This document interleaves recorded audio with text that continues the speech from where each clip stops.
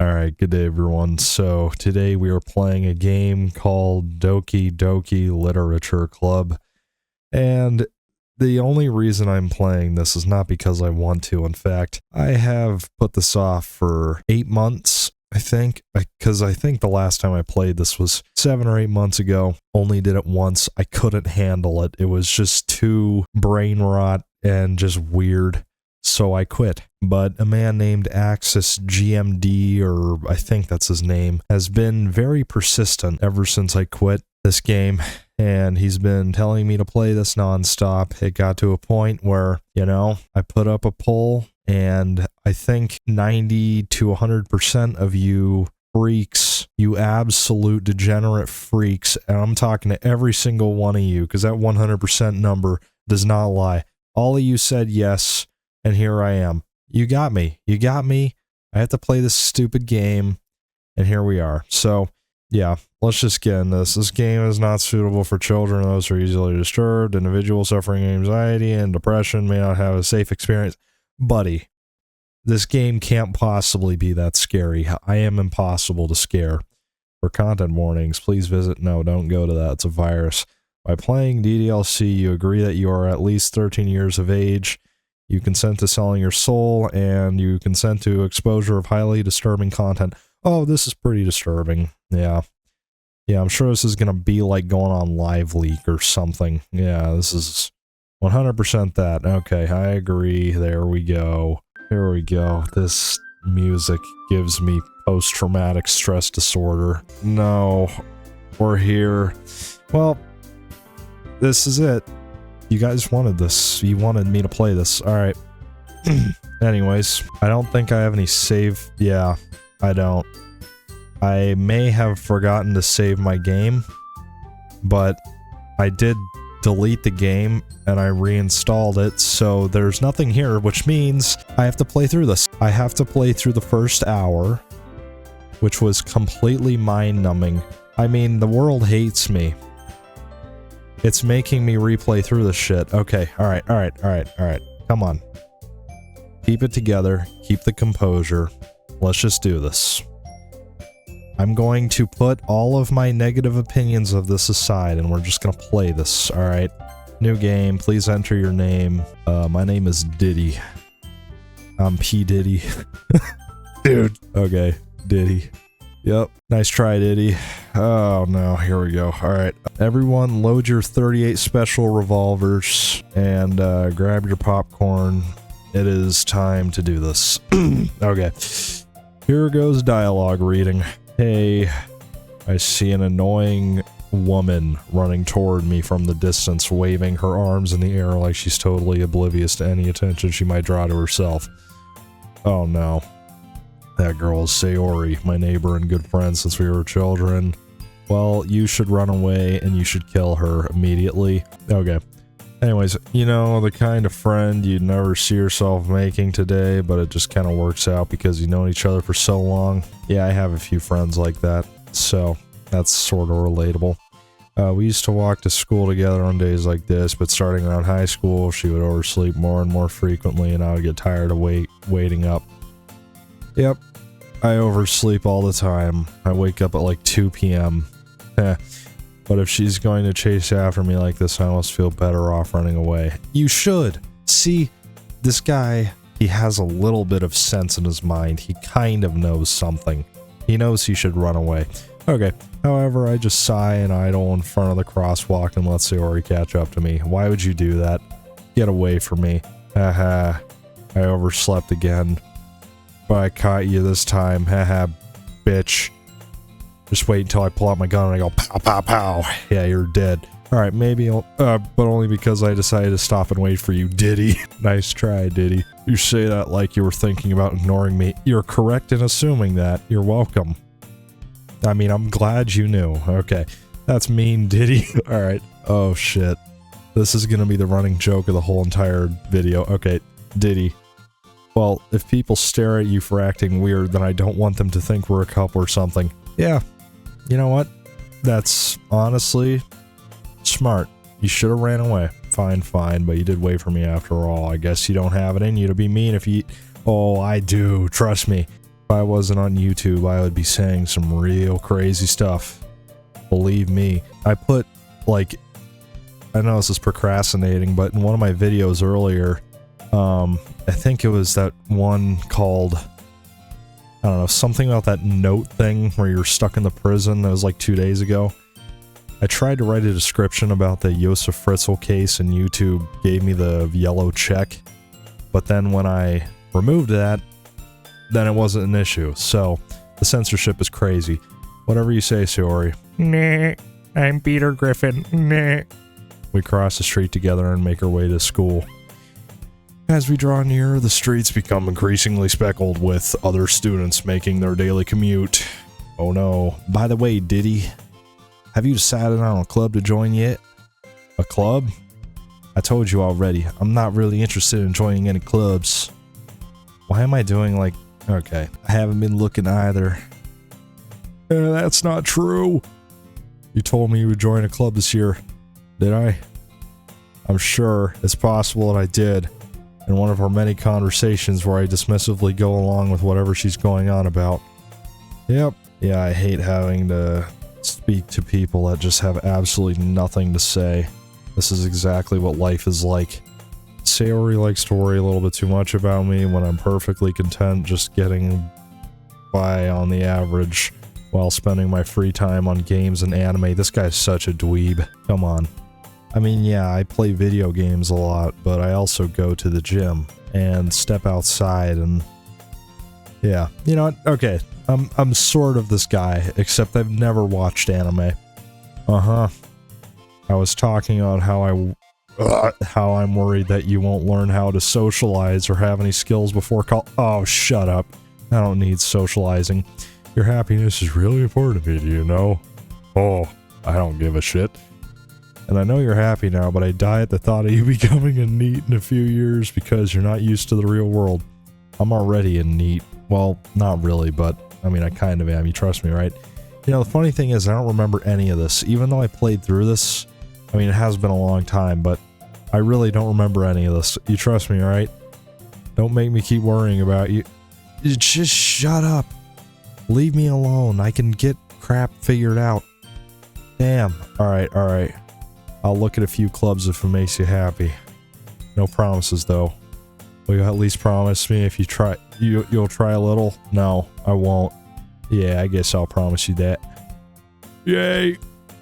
Why do I let myself get lectured by such a carefree girl? I don't know, because you're stupid and you're emasculated. You need to be like, top G. Top G. Dude. Okay. More than that, I'm surprised I even let myself relent to her. Bro, you're stupid. I guess seeing her worry so much about me makes me want to ease her mind at least a little bit. No, she's a psycho bitch, I can already tell.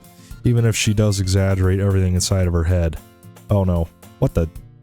Oh, that's right, this is the classroom. Okay, the school day is as ordinary as ever. And it's over before I knew it.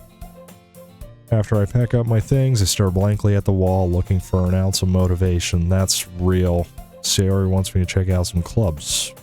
I guess I have no choice but to start with the anime club. Bro. Listen, I think people like this just need to be lined up against a wall and shot. In Minecraft. Hello? Sayori. Sayori must have come into the classroom while I was spacing out. I look around and realize that I'm the only one left in the classroom. I thought I'd catch you coming out of the classroom, but I just saw you sitting here and spacing out, so I came in. Honestly, you're even worse than me sometimes. I'm impressed. You don't need to wait up for me if it's going to make you late to your own club. Well, I thought you might need some encouragement, so I thought, you know what? Well, that you would come to my club. Sayori. Yeah? There's no way I'm going to your club, meanie. You hunk of shit. Fuck you. Oh man, that was a good burp. Sayori is vice president of the literature club. Oh man, that sounds really boring. Literature club? Why not like a debate club? Or like a history club or something like that, I don't know. Not that I was ever aware that she had any interest in literature. Yeah, she does not. In fact, I'm 99% sure she only did it because she thought it would be fun to help start a new club. I mean, you know, it probably is. Since she was the first one to show interest after the one who proposed the club, she inherited the title Vice President. I'm Vice President Barack Obama. Free my man, P. Diddy. He did not do anything wrong. That said, my interest in literature is guaranteed to be even less. Same here, buddy. Same here. Yeah, I'm going to the anime club. Come on, please. Fingers, or pointer fingers touching together. Come on, please. Why do you care so much anyway? Well, I kind of told the club yesterday I would bring in a new member. And Natsuki made cupcakes and everything. Who the fuck is Natsuki? I don't like that name. Don't make me promise you... See, this is why I need the literature club. I can't read. Don't make promises you can't keep. I can't tell if Sayori is really that much of an airhead. She is. This bitch is dumb. Or if she's so cunning as to have planned this all out. Nope. I let out a long sigh. Fine, I'll stop by for a cupcake, okay? Yes, let's go! And this is where I sell my soul. I don't know why. What the hell? Sold my soul. Are you kidding me? Okay, well, I just predicted what the game was going to say. And thus today marks the day I sold my soul for a cupcake. Okay. I dejectedly follow Sayori across the school and upstairs, a section of the school I rarely visit, being generally used for third-year classes and activities. Sayori, full of energy, swings open the classroom door. Oh, here we go. Alright, I'm about to load up my revolver and blow my brains out like Ronnie McNutt. Everyone, the new members here. I told you, don't call me a new member. I don't blame you, dude. Yeah. I glanced around the room. Welcome to the literature club. It's a pleasure meeting you. Sayori always says nice things about you. Seriously, you brought a boy? See, this is what I'm saying. You shouldn't come in here. This is a woman club. Not for me. Way to kill the atmosphere. You know what? I don't blame you. I really don't. Ah, Diddy. What a nice surprise. Okay. Welcome to the club. I don't want to be here. I just want to leave. All words escape me in this situation. This club is full of incredibly acute triangle girls. Don't clip that. What are you looking at? If you want to say something, say it. You're stupid, ugly, dumb. I can't say that. Okay. Sorry. I'm P. Diddy. I'm too much of a soy boy to talk to women. At least to tell them to go away. Okay. Natsuki. The girl with the sour attitude whose name is apparently Natsuki is one I don't recognize. Her small figure makes me think she's probably a first year. Yeah, this is probably a child, dude. The hell? She is also the one who made cupcakes, according to Sayori. You can just ignore her when she gets moody. Sayori says that quietly into my ear, then turns back to the other girls. Anyway, this is Natsuki, always full of energy. Yeah, she's annoying as fuck, I'll tell you that. I really gotta stop swearing so much. This really isn't, like, helping me at all. I'm gonna get blacklisted. What the? Yo, my audio just cut for some reason. I don't know what just happened. This game is messing with me. And this is Yuri, the smartest in the club. Don't say things like that. As she rolls her hair in her hands. Yuri, who appears comparably more mature and timid, seems to have a hard time keeping up with people like Sayori and Natsuki. Ah, well, it's nice to meet both of you. And it sounds like you already know Monica, is that right? Yes, I do know Monica. It's a good little East German military song, I like that one.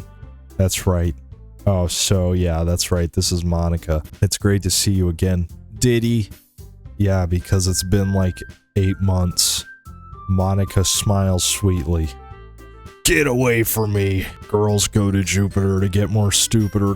Boys go to college to get more knowledge. Okay. Just lock in. What am I doing? We do know each other. Well, we rarely talked, but we were in the same class last year. Monica was probably the most popular girl in class. Smart, beautiful, athletic. Basically completely out of my league. Yeah, this guy probably looks like the Chud Jack.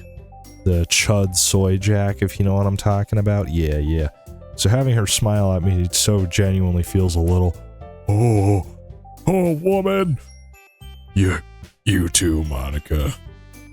Come sit down, Diddy. We made room for you at the table, so you could sit next to me or Monica. When does the creepy shit happen? I remember someone saying it starts at about an hour in, and we're only 20 minutes into this. I'll get the cupcakes. Hey, I made them. I'll get them. Sorry, I got a little too excited. And how about I make some tea as well? Oh, she. The girls have a few desks arranged to form a table. As Sayori mentioned, it's been widened so that there's one space next to Monica and one space next to Sayori. Natsuki and Yuri walk all over to the corner. What did I just say? I feel like I need to get a lobotomy. Can I even read? Do I have the average IQ of Sierra Leone, which is like 45? Okay. Natsuki and Yuri walk over to the corner of the room where Natsuki grabs a wrapped tray and Yuri opens the closet. Still feeling awkward, I take a seat next to Sayori. Natsuki proudly marches back to the table with the Roman salute up, with the tray in hand. Okay, are you ready? Ta-da! Whoa! Natsuki lifts the foil off the tray to reveal a dozen white fluffy cupcakes decorated to look like little cats. Ah, shit. Wow, this is like some 1,000... What is it? 1,000 yard stare or whatever? Or, what is it? The shell shock thing? I don't know. If you know what I'm talking about, you know what I'm talking about. Okay, the whiskers are drawn with icing and little pieces of chocolate we were used to make ears. That sounds kind of fire right now, honestly. So cute. I had no idea you were so good at baking, Natsuki. Well, you know. Just hurry and take one. Sayori grabs one first, then Monica. I follow. It's delicious. Well, what the hell? Why is that when you right-click, this goes away? That's weird. It's delicious. Sayori talks with her mouth full and has already managed to get icing on her face. I turn the cupcake around on my fingers looking for the best angle to take a bite. Natsuki is quiet. I can't help but notice her sneaking glances in my direction. They taste like shit.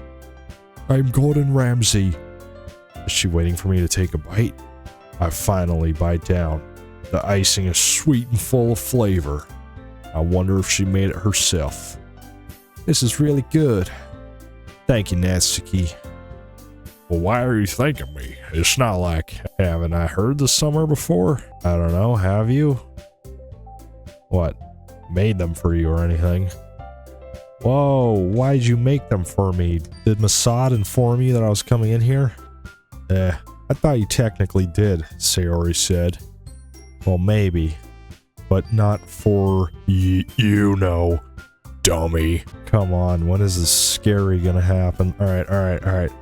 I give up on Natsuki's weird logic and dismiss the conversation. Yuri returns to the table carrying a tea set. She carefully places a teacup in front of each of us before setting down a teapot next to the cupcake tray. You keep a whole tea set in this classroom? Don't worry, the teachers give us permission. After all, doesn't a hot cup of tea help you enjoy a good book? I hate reading. I really hate reading. I mean, like, I can read on my computer, but I just don't like reading through books. My brain is completely rotted. I guess. Don't let yourself get intimidated. Yuri's just trying to impress you. Yeah, it seems like everybody's trying to impress the Chud Jack in the classroom. But that's not... Insulted, Yuri looks away. Nah, I meant that, you know, it's cause I'm the top G. P. Diddy.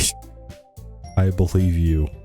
Well, tea and reading might not be a pastime for me, but I at least enjoy tea. I do enjoy tea a lot. I think, for me, my top tea pick is chai tea. Super good. It's like Christmassy almost. It's like cinnamon, nutmeg sort of thing. It's really fire. Okay, anyways, stop going on tangents. I'm glad. Yuri faintly smiles to herself in relief. Monica raises an eyebrow and then smiles at me.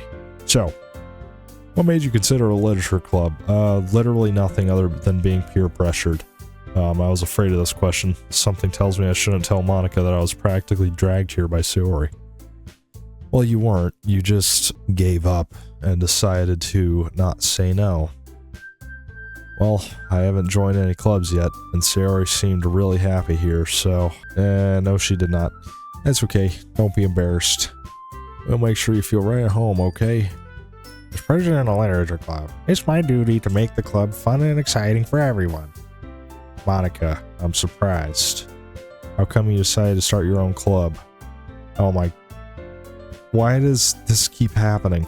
I put like a little bit of pressure on my right mouse and then it disappears. How come you decided to start your own club? You could probably be a board member for any of the major clubs. Weren't you a leader of the debate club last year? Ah yes, get Ben Shapiro in the debate club or something. I'm Ben Shapiro. And facts don't care about your feelings. I love Israel. Okay.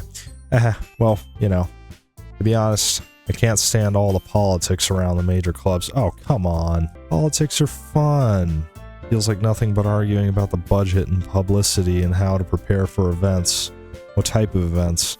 I'd much rather take something I personally enjoy and make something special out of it. I understand that, and if it encourages others to get into literature, then I'm fulfilling that dream. Monica really is a great leader. Yuri also nods in agreement, and I'm surprised there aren't more people in the club yet. It must be hard to start a new club. You could put it that way. Not many people are very interested in putting all the effort to start something brand new. Oh my, especially when it's something that doesn't grab your attention, like literature.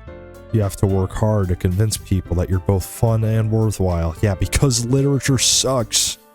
Do not be literate. Only watch brain rot, skibbity toilet reels. But it makes school events like the festival that much more important. I'm confident that we can all really grow this club before we graduate and make it into a cult. Right, everyone? Yeah, we'll do our best. You know it. Alrighty. Everyone enthusiastically agrees. Whoa. Such different women, all interested in the same goals. Monica must have worked really hard just to find these three. Maybe that's why they're all so delighted by the idea of a new member joining. I don't think any of them were. This one was certainly not. This one was like, yeah, sorta. This one obviously just made me drag into this. And then this one, I don't know. Clearly, yeah. Oh, what the hell did I just do? I did not mean to click that return. Okay. Oh, I still don't really know if I can keep up with their level of enthusiasm about literature. So, Diddy, what kind of things do you like to read? Well, considering how little I've read these past few years, I don't really have a good way of answering that. Real manga. The only thing I've been reading is like, I don't know. I mean, I do read sometimes, but I don't enjoy it. Like, it is garbage. Like, I don't know. I just like this. How do I say this? The stories can be interesting, but manga, okay, that's gay. But I don't know. It's like when you're looking at a screen, it stimulates your eyes much more than a piece of paper with words on it. And then it immediately makes it to where I can't do anything. If I have like classical music playing in the background, which is really just great for everything, then, you know, it makes it a little bit more bearable and you can actually focus. I haven't read any full books recently, but I've like only read a little bit of the New Testament. I think the Book of John, Matthew, and Mark. That's basically all I've read. I mutter quietly to myself, half joking. Natsuki's head suddenly perks up. It looks like she wants to say something, but she keeps quiet. Not much of a reader, I guess. Well, that can change. What am I saying? I spoke without thinking after seeing Yuri's sad smile. Anyway, what about you, Yuri? Well, let's see. Yuri traces the rim of her teacup with her finger. My favorites are usually novels that build deep and complex fantasy worlds. The level of creativity and craftsmanship behind them is amazing to me, and telling a good story in such a foreign world is equally impressive. Yuri goes on, clearly passionate about her reading. She seems so reserved and timid since the last moment I walked in, but it's oblivious, or obvious, by the way her eyes light up, that she finds her comfort in the world of books, not people. But you know, I like a lot of things. Stories with deep psychological elements usually immerse me as well. Isn't it amazing how a writer can so deliberately take advantage of your own lack of imagination to completely throw you for a loop? Anyway, I've been reading a lot of horror lately. Want to know how I got these scars? Okay, what am I doing? I'm literally losing my mind and I'm only 30 minutes into this. I've read a horror book once. I only play horror games. Never read a horror book. I desperately grasp something that I can relate to at the minimal level. At this rate, Yuri might as well be having a conversation with a rock. Real? Really? I wouldn't have expected that, Yuri. For someone as gentle as you. I guess you could say that. But if his story makes me think or takes me to another world, then I really can't put it down. Surreal horror is often very successful at changing the way you look at the world, if only for a brief moment. Ugh, I hate horror. Oh, why is that? Well, Natsuki's eyes dart over to me for a split second. Never mind. That's right. You usually like to write about cute things, don't you, Natsuki? What? What gives you that idea? You left a piece of scrap paper behind the club. Behind the last club meeting. Okay, whatever. It looked like you were working on a poem called Don't Say It Out Loud. And give that back. Fine, fine. Your cupcakes, your poems. Everything you do is just as kid as you are. Shiori sidles up. Sidles. I haven't heard that word in a while. Up behind Natsuki and puts her hands on her shoulders. I'm not cute. Natsuki, you write your own poems? Yeah, well, I guess sometimes. Why do you care? I think that's impressive. Why don't you share them sometime? No. Natsuki averts her eyes. You wouldn't like them. Yeah, they probably suck. Yeah, not a very confident writer yet, huh? I understand how Natsuki feels. Sharing that level of writing takes more than just confidence. The truest form of writing is writing to oneself. You must be willing to open up to your readers, exposing your vulnerabilities and showing even the deepest reaches of your heart.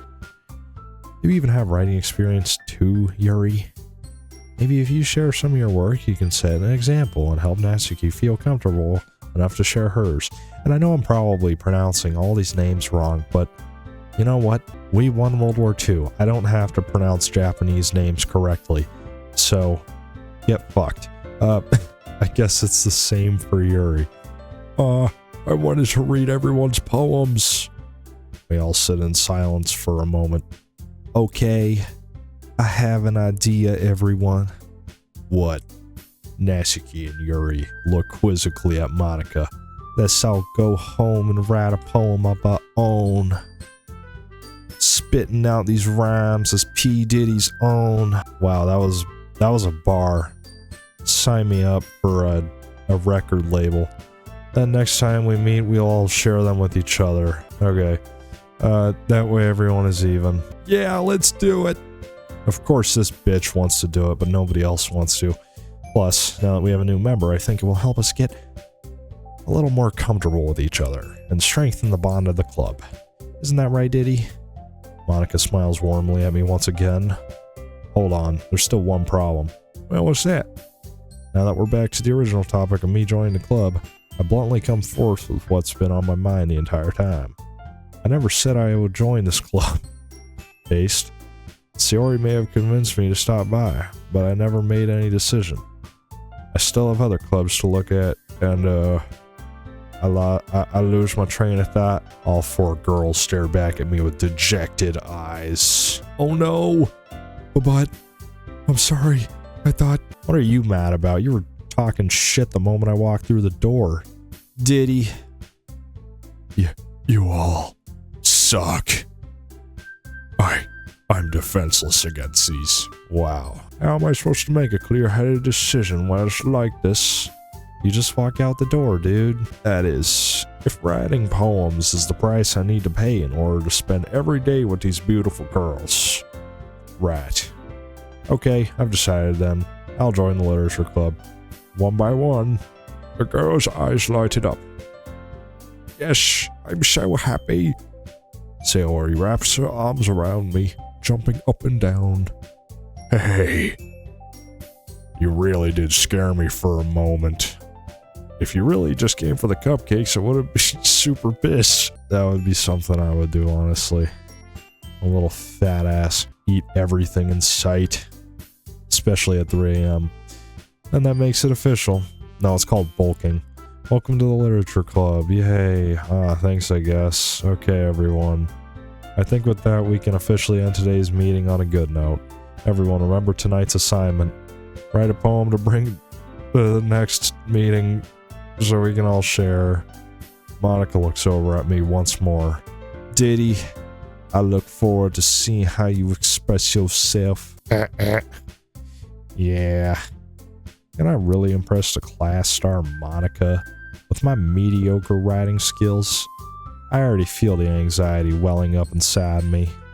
Meanwhile, the girl continues to chit-chat as Yuri and Natsuki clean up their food. Hey Diddy, since we're already here, do you want to walk home together? That's right. Sayori and I never walk home together anymore because she always wanted to stay after school for clubs. Sure, might as well. Yay. Oh no. With that, the two of us departed from the club room and make our way home. The whole way, my mind wanders back and forth between the four girls. Sayori, Natsuki, Yuri, and of course Monica. Will I really be happy spending every day after school in a literature club? Perhaps I'll have the chance to grow closer to one of these girls. Okay, alright. I'll just need to make the most of my circumstances, and I'm sure good fortune will find me. And I guess that starts with writing a poem tonight. Oh no. Wait.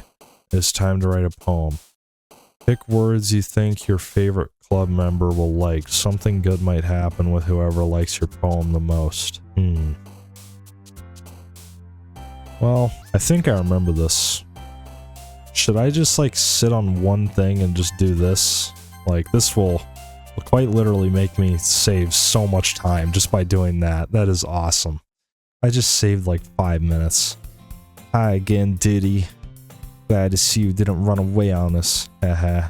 Now don't worry, this might be a little strange for me, but I at least kept my word.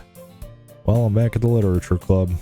I was the last to come in, so everyone else is already hanging out. Oh, man, this is getting rough. Thanks for keeping your promise, Diddy. I hope this isn't too overwhelming of a commitment for you. Making you dive head first into literature when you're not accustomed to it.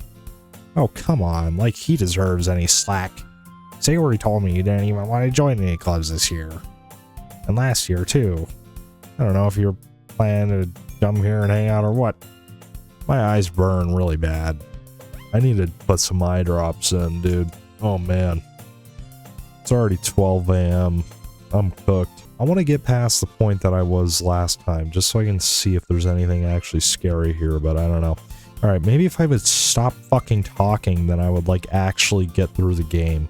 But if you don't take us seriously, then you wouldn't see the end of it. Can I click spacebar to skip through? Oh, I can. Natsuki, you certainly have a big mouth for someone who keeps her manga collection in the club room. Microwave sound. Insert microwave sound right now. Natsuki finds herself stuck between saying Monica and manga. Manga is literature. No, it's not. It's like, what isn't manga like a comic book? I don't really know. I don't know shit about Japan, to be honest. As swiftly defeated, Natsuki plops back into her seat. Don't worry, guys. Diddy always gives it his best as long as he's having fun. He helps me with busy work without me even asking. Like cooking, cleaning my room. Bro, what? How dependable? Sayori, that's because your room is so messy it's distracting. And you almost set your house on fire once. What? Is that so? You two are really good friends, aren't you? I might be a little jealous. How come? You and Diddy can become good friends too, says Sayori. As usual, Sayori seems oblivious to the weird situation she just put me into. Oh, Yuri, even brought you something today, you know. Well, wait, Sayori. Me? Not really. Don't be shy. It's really nothing. What is it? Never mind. Sayori made it sound like a big deal when it's really not. What do I do? Yeah, I'm sorry. Yuri, I wasn't thinking. I guess that means it's time, it's up to me to rescue the situation. Hey, don't worry about it. First of all, I wasn't expecting anything in the first place. So any nice gesture from you is a pleasant surprise. It'll make me happy no matter what. Is that so? Yeah, I won't make it a big deal if you don't want it to be. Alright. Well, here. Yuri reaches into her bag and pulls out a book. They don't want you to feel left out, so I picked out a book you might enjoy. It's a short read, so it should keep your attention, even if you don't usually read, and we could, discuss it if you wanted. This is... How is this girl accidentally being so cute? She even picked out a book she thinks I'll like, despite me not reading much. Yuri, thank you. I'll definitely read this. I enthusiastically take the book. Dude, what are these voices I'm doing? I'm losing my mind. Phew. Well, you can read it at your own pace. I look forward to hearing what you think. Now that everyone's settled in, I expect Monica to kick off some scheduled activities for the club. But it doesn't seem to be the case. Oh, Sayori and Monica are having a cheery conversation in the corner. Yuri's face is already buried in a book. I can't help but notice her intense expression, like she's waiting for his chance. Meanwhile, Natsuki is rummaging around in the closet. Okay. Man, looks like no one wants to be bothered today. I slumped down into the nearest desk. How am I supposed to occupy myself with something literature related by myself like this? I guess I could always read some of the book Yuri gave me, but I'm feeling a little too tired to read. Same here, dude. I could probably fall asleep right now. Same here, but I gotta edit and record the rest of this slop content and make thumbnails and titles and timestamps. I close my eyes and end up listening in on Sayori's conversation with Monica. We're probably gonna seem really lame compared to all the other clubs, though. Well, we can't give up. The festival is our chance to show everyone what literature is all about. The problem is the idea of a literature club sounds too dense and intellectual. But it's not like that at all, you know? We just need a way of showing that to everyone. Something that speaks to their creative minds. That doesn't solve the problem, though. What do you mean? Even if we come up with the most thing ever, my headset is fucking screaming at me. It's about to die. Okay, sorry about that. My headset was about to die. I just had to plug it in. Nobody will come in the first place if it's a literature event. Yeah, that's true. It sounds boring as hell. So it's more important to figure out how to get people to show up in the first place, you know. And after they come, we can do the thing to speak to their creative minds. What's this? Sayori's taking this really seriously. It's rare to hear her deliberately talk like this. Oh, that's a good point. In that case, do you think food will do the trick? What kind? Yeah, well, I guess we could. Cupcakes. Yeah, good thinking. Natsuki would love to do that. Yeah, you're right. Natsuki makes the best cupcakes. That works out perfectly. That wasn't why you suggested it. Cupcakes speak to my creative tummy. Cupcakes it is then. I'm hungry. Anyways, we still need to work out the details of the event itself. Oh boy. I find myself smiling. In the end, Sayori is still her usual self, but therein lies an unexpected reason I admire her. Unlike me, who has trouble finding any motivation at all, Sayori can put her mind to things and make them come to life. I suppose that's why I end up letting her get on my case about things. I can't help but wonder what it would be like to see the world through her eyes. What the hell? Ooh, Ooh. I open my eyes to find Sayori's face filling my vision. Yes, this low-quality, shitty JPEG. I nearly fall out of my chair. Sorry. Wait. Actually, I'm not sorry at all. It's your fault for sleeping like that. This isn't the napping club. Does our school have a napping club? That sounds awesome. You're staying up late again, aren't you? Now that you're in a club, you're gonna have less time for anime, you know? Ugh. You'll need to get used to it. Don't say that so loud. Glance over to my shoulder to see if Monica overheard. It's true, though. Yeah. I know. You're always looking out for me, Sayori. It's what I do best. That's a problem. What about you? You look out for me better than you look out for yourself. You're still oversleeping every day, aren't you? Not every day. That's not very convincing. How many days this past week have you gotten up on time? It's a secret. I knew it. Come on. At least give me the benefit of the doubt. I can't even do that. Look, Sayori, it's written all over you. Sayori glances around at herself. How is it written all over me? You were clearly in a rush this morning. Look, your hair is sticking out all around here. I run my fingertips down the side of Sayori's hair trying to straighten it out. You're never gonna do that. Man, you really need a brush for this. My hair is just really hard to get right. I won't fall for that. There's more than just your hair. Look, your bow isn't straight either. And there's a toothpaste stain on your collar right here. Wow. Very unprofessional. I try to wipe off the stain with my finger. It's a stain, you idiot. But nobody would ever notice that. Of course they would. Nobody's gonna tell you about it because they don't want to embarrass you. Fortunately, I really don't care about that. Hey, you meanie. And you don't even keep your blazer buttoned. Seriously, Sayori? Why do you think you don't have a boyfriend yet? That's super mean. Sorry, but you'll thank me later. I start to button her blazer from the bottom. Once you see how much better it looks, you'll change your mind. What the fuck is this angle? This is so funny. What is this? Well, I was just thinking how weird it is to have a friend who does these kind of things. Don't say that. You'll make me feel weird about it, stupid. It's okay though.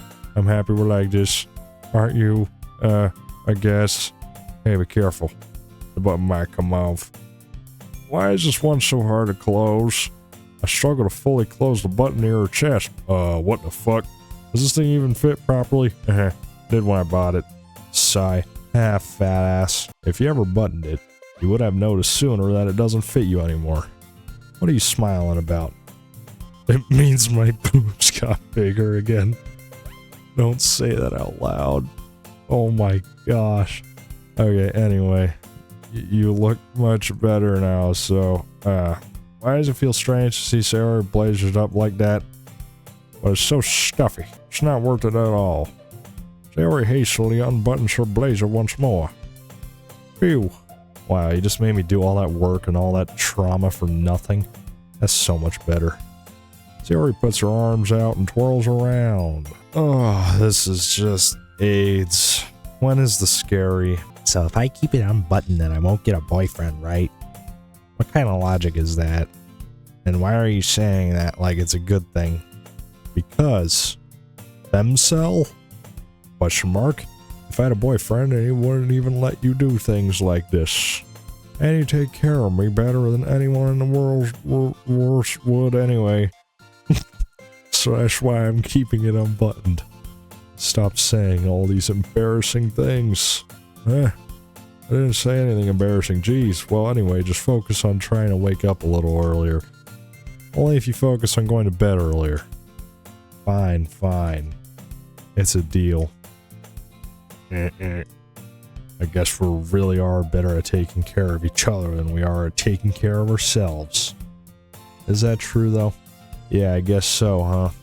So maybe you should come and wake me up in the morning. We're doing it again, Sayori. Ah, but I was joking that time.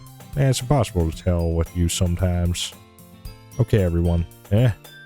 Monica suddenly calls out, why don't we share the poems we wrote now? Yay, Diddy, I can't wait to read yours. Hey, shame.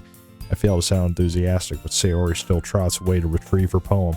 By the way, do you remember to write a poem last night? Yeah.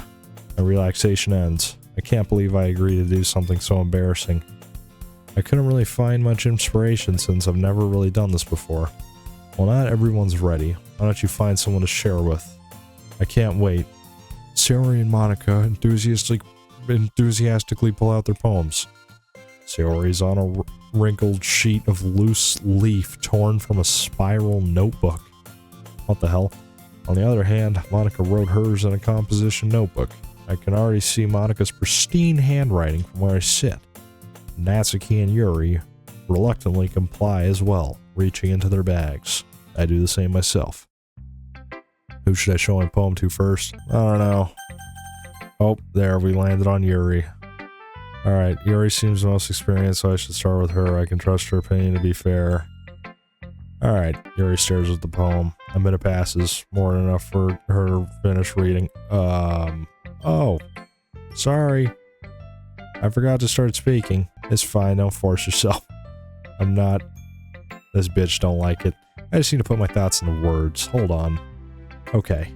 This is your first time writing a poem, right? Yeah. Why do you ask? I'm just making sure. I guess that it might be after reading through it. Ah, so it's that bad. No. I just raised my voice. I'm sorry. Okay. Yuri blushes her face in her hands. Or berries. I couldn't really help but notice that it's been several minutes and we really haven't gotten anywhere. Might take Yuri a while to get used to new people. It's fine, I really didn't notice. What were you saying? Right, it's just that there are specific writing habits that are usually typical of new writers, and having been through that myself, I kind of learned to pick up on them. I think the most noticeable thing I recognize in new writers is that they try to make their style very deliberate. In other words, they tend to pick up a writing style separate from the topic matter, and they fit the two together. The end result is that both the style and the okay, just say that my work sucks, alright? Jeez. Oh, the end result is that both the style and the expressiveness are weakened. Once Yuri finds her train of thought, it's as if her demeanor totally changes. Her stammering is completely gone and she sounds like an expert. I'm still stammering. I'm stimming. Of course, that's not something you can be blamed for. There are so many different skills and techniques that go into writing even a simple poem. Not just finding them and building them, but getting them to work together is probably the most challenging part. It might take you some time, but it all comes with practice and learning by example and trying new things. I also hope that everyone else in the club gives you valuable feedback. Natsuki can be a little bit biased though. Biased how? Well, never mind. I shouldn't be talking to people or about people like that. Sorry. It's fine. Not sure if Yuri's apologizing to herself, to me, or Natsuki. Do you mind if I read your poem now? Please do.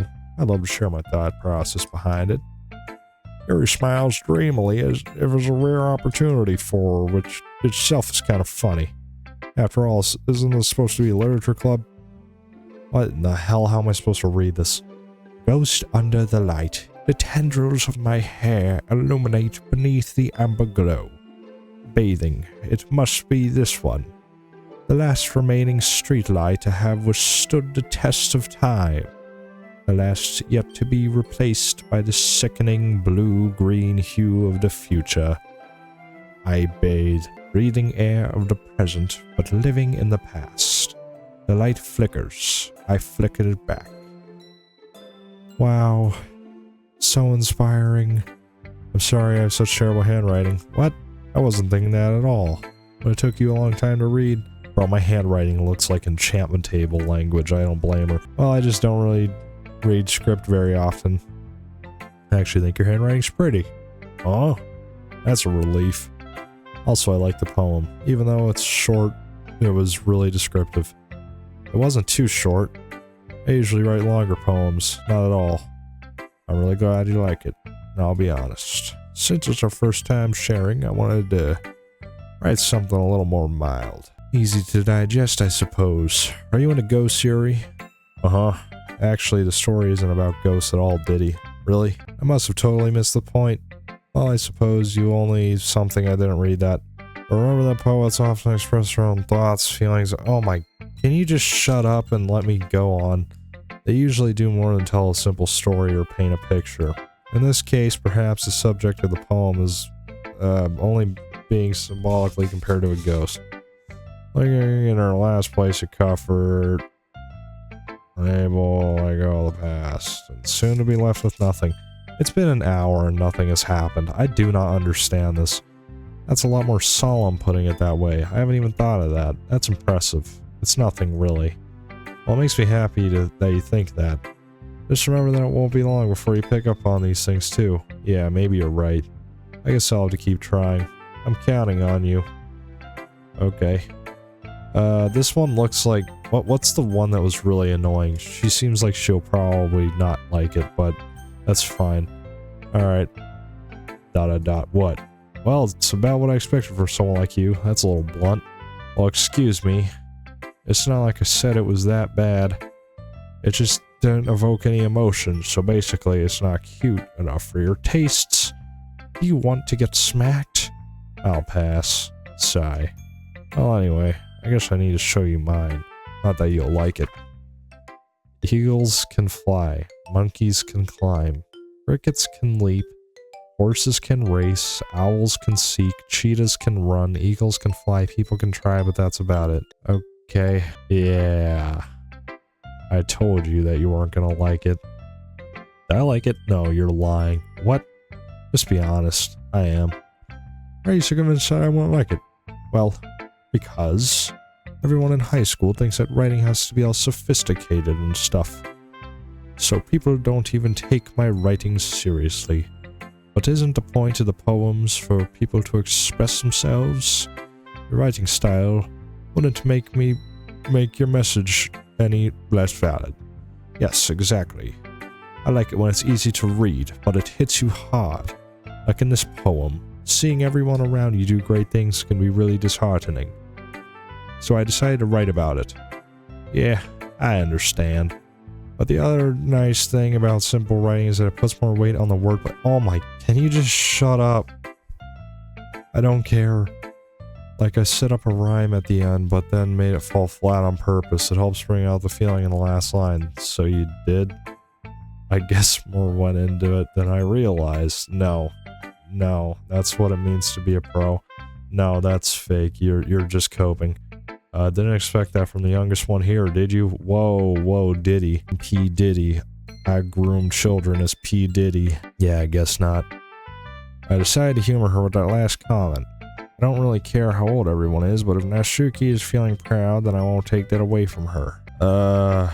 Which one will shut up the fastest? Sayori, Monica, this one. Yeah. Hi, Diddy. Having a good time so far? Yeah. Good. Glad to hear it. By the way, since you're new here and everything, if you ever have any suggestions for the club, like new activities or things we can do better, I'm always listening. Don't be afraid to bring things up, okay? Alright, I'll keep that in mind. Of course, I'll be afraid to bring things up. I'm much better off just going with the flow until I'm more settled in. Anyway, want to share your poem with me? It's kind of embarrassing, but I guess I have to. Don't worry, Diddy. We're all a little bit embarrassed today, you know? But it's sort of that barrier we'll all learn to get past soon. Yeah, that's true. I had Monica read my poem. I like this one. It makes me think of something Sayori would like. Is that so? You and Sayori are really good friends, right? I wouldn't be surprised if you had those sort of things in common. Well, we may be good friends, but Sayori and I are actually really different. Well, that may be the case, but maybe there are also some similarities you wouldn't expect. The way she talks about you, it sounds like the two of you really care about each other's well-being. Even if you show it in different ways, it ends up being more similar than you think. So I think that kind of a vibe I get when reading your poem. You sure you're not reading into it too much? I could be. Oh gosh, I sound like Yuri. But in any case, Sayori's writing has kind of a gentle feeling to it. I can tell she likes exploring with emotions, like happiness and sadness. Okay, I fucked up deciding to choose Monica. I thought she would shut up quick. Who knew that someone so happy would enjoy sad things too? Yeah, that's totally unexpected. I don't know. Well, to each their own. No. Never. And you shouldn't be afraid to experiment a little bit either. I'm sure I'll end up trying different things a lot. It could take a while before I feel comfortable doing this. That's okay. I love to see you try new things. That's the best way to find the key of style that suits you. Everyone else might be a little bit biased towards their own kind of styles, but I'll always help you find what suits you the most. What? So don't force yourself to write the way everyone else wants you to write. It's not like you have to worry about impressing them or anything. Okay, so this is a common theme I'm seeing. I have to impress one of them. Who are we gonna do? Definitely not Monica. This bitch is arrogant and annoying.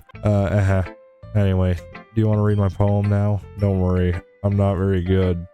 You sound pretty confident for someone who claims to be not be very good. Well, that's because I have to sound confident. That doesn't mean I'll always feel that way, you know? I see.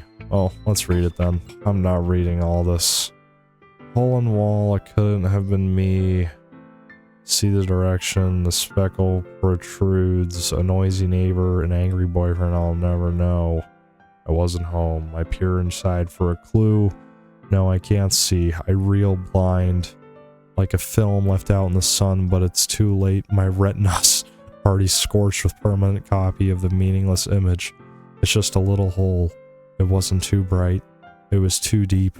Stretching forever and everything, a hole of infinite choices. I realize now that I wasn't locking in. Yeah, I haven't been locking in for a while. I know it says looking, but shut up. I was looking out, and he on the other side was looking in. So what did you think? It's very freeform, if that's what you call it. Sorry, I'm not really the right person to ask for feedback. That's okay. Yeah, that kind of style has gotten pretty popular nowadays. That is a lot of poems being... having put emphasis on the timing between words and lines. When performed out loud, it can be really powerful. What was the inspiration behind this one? Well, I'm not sure if I'd know how to put it. I guess you'd say that I had some kind of epiphany recently. It's been influencing my poems a little bit. An epiphany? Yeah, something like that. I'm kind of nervous to talk about deep stuff like that because it's kind of come on strongly. Maybe after everyone is better friends with each other. Anyway, here's Monica's writing tip of the day. Sometimes when you're writing a poem or a story, your brain gets too fixated on a specific point. If you try so hard to make it perfect, then you'll never make any progress. You know what? That's real, Monica. I agree. That's very true. Okay. Just force yourself to get something down on the paper and tidy it up later. Another way to think about it is this. If you keep your pen in the same spot for too long, you'll just get a big dark puddle of ink. So move your hand and go with the flow. That's very metaphorical. That's my advice for today. Thanks for listening. Okay, one more. One more. My eyes are closing because I'm tired. Oh my goodness. I had a long chest. Yeah, I'm dying. This is so good, Diddy. I love it. I had no idea you were such a good writer. Sayori, you must be seriously overreacting. Okay, so when I did that little gambling thing where I was just clicking to click, it must have gotten enough words that make it to where this bitch likes my stuff.